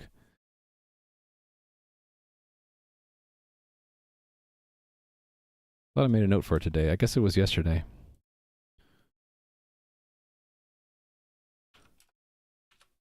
About the system sounds while streaming. Thanks for the tip. Yeah, so I realize what it is. I'm missing a thing. I've been testing the coordinator all along with a mock web gate, and guess what? The real web gate, I never implemented make connection. So, yeah. So we'll need the unit tests for that.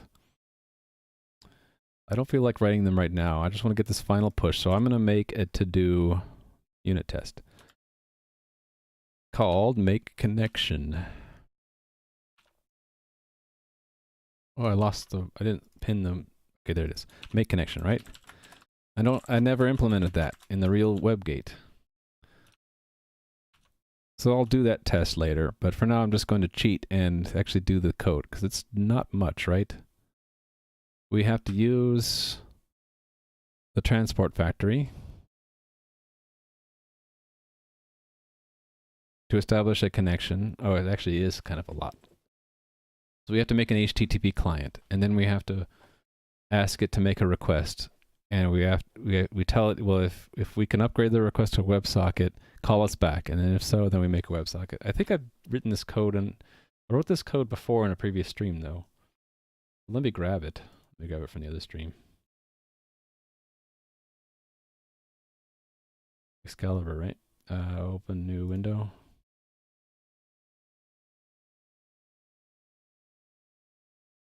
Yep. I had made a little tool called WS Talk, and there it is actually. WS Talk, and it has code in there to do the WebSocket stuff. Actually, here it is. Right, here it is. Is that the right kind of transport? What's the transport layer here?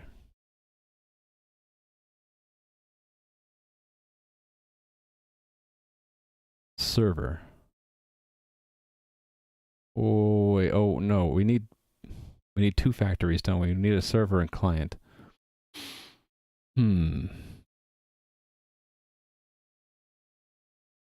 This is going to be more work than I thought because I only have, yeah, so this this setup here only configures a server-side socket.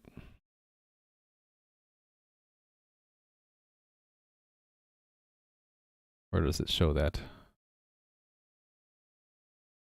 This transport factory, base transport factory here, it makes a server end, not a client end. This is going to be more work. Yeah, and I don't have enough time to do it right now. So in a sense, we're telling the WebGate how to be a server, but we're not telling it how to be a client. If it knew how to be a client, then it could actually try to make a connection here with the same kind of code here where we make an instance of the transport. We give it, actually this is only if we need TLS, right? We tell it to make a TLS decorator and all that. And then here's the code that actually would connect using a WebSocket. It actually makes a WebSocket like we do in the server side, makes a client request and ask, and then has a callback if we successfully upgrade to be a WebSocket. And then we get back a transaction object, and we basically wait for it to complete, and we say, well, if it got upgraded successfully, we're good to go. Otherwise, we can handle different status codes like 404 or upgrade, but it's not correct, or we couldn't connect at all, or we connected and we lost it, or we just timed out waiting. We'll handle all those different use cases. Yeah, so that's going to take a while to do properly. Sorry, guys. I know you were expecting me to get my servers talking to each other. But right now, they're only listening. They're not talking. Feels bad, man. We'll do it tomorrow. Metaphor for relationships? I guess so, yeah. No one's talking? Or I thought it was everyone, both of them are talking, but neither's listening. So it's an odd reciprocal of a bad relationship, right? Oh, thanks for the follow, Lycanthrope. I'm sorry I couldn't actually show you a successful server connection today, but please consider coming back tomorrow. Hopefully, I will be getting this working. So let me do a recap, and we'll be winding down. Do a recap, answer some questions, and find someone else I can introduce you to if you haven't seen. Hopefully I'll pick someone people haven't seen before. Been told that you need to be a better listener? Yeah. Well, my server is an awesome listener because that's what we've been working on the last 3 days. They're just not very good at talking. Try WebSockets. Yes. Okay, so recap. Today I, again, had too much of an aggressive plan because I thought I would have them talking to each other and then I could actually do the server coherence algorithm. More realistically, I think that the actual talking is going to take a whole stream. Coherence will be next week. So, yeah, I'm learning yet again that my estimates are too hopeful and not realistic. So I got a lot of feedback today, so thank you guys for that. We did get some of the connection stuff done. It's all unit tested, but it required stuff added to the WebGate, which I forgot I didn't do. So tomorrow it's going to be Project WebGate mostly. And again, if you have questions or you want to get announcements for upcoming streams, my Discord link is there. And if you want more information about this game, there's a link there. The game link leads you back to this page in my notebook. My notebook is all public. I actually should mention that in addition to having a plan every day, I also, if I do research offline, I'll have a list of topics. I haven't needed to do any research since I started this week, so I'm not planning to do any. But if I make notes on architecture and all my diagrams, you can all find it in that same notebook. So yeah, tomorrow again, just this. Just getting our servers talking to each other. So I hope to see you then. Probably, what is it? 5 p.m. Pacific now. I'm in the Pacific time zone. That would be 12 plus 5. 17 hours from now. Is that right? Probably around 10 Pacific a.m. So hope to see you then. Let's see. You see my weird green lenses. Let's see who I can peek in, see who's streaming now. I can introduce you to.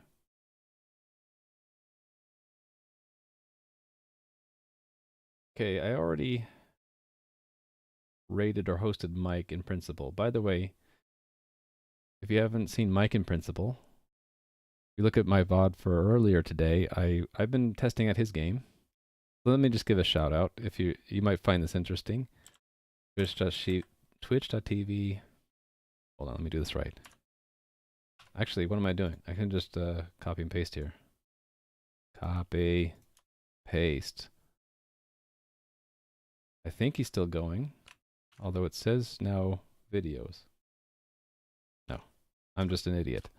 Okay, I'm just going to shout out to Mike. We're not going to host him, though. I just see that he's on. I think what we'll do is we'll jump to someone I haven't hosted it in a while, and he is working. I'll send a link in a second. I'm just going to peek, see if he's still going. Okay, this is Mr. Muffles Dev. He's working on a multiplayer roguelike platformer in Unity, and he looks like he's deep into the C# code. So you've been watching C++, now you get to see some C#. And this guy's a great dude, and I always enjoy watching his streams. So we're gonna host Mr. Muffles Dev. So see you later, hopefully tomorrow, and thanks for visiting. Bye bye.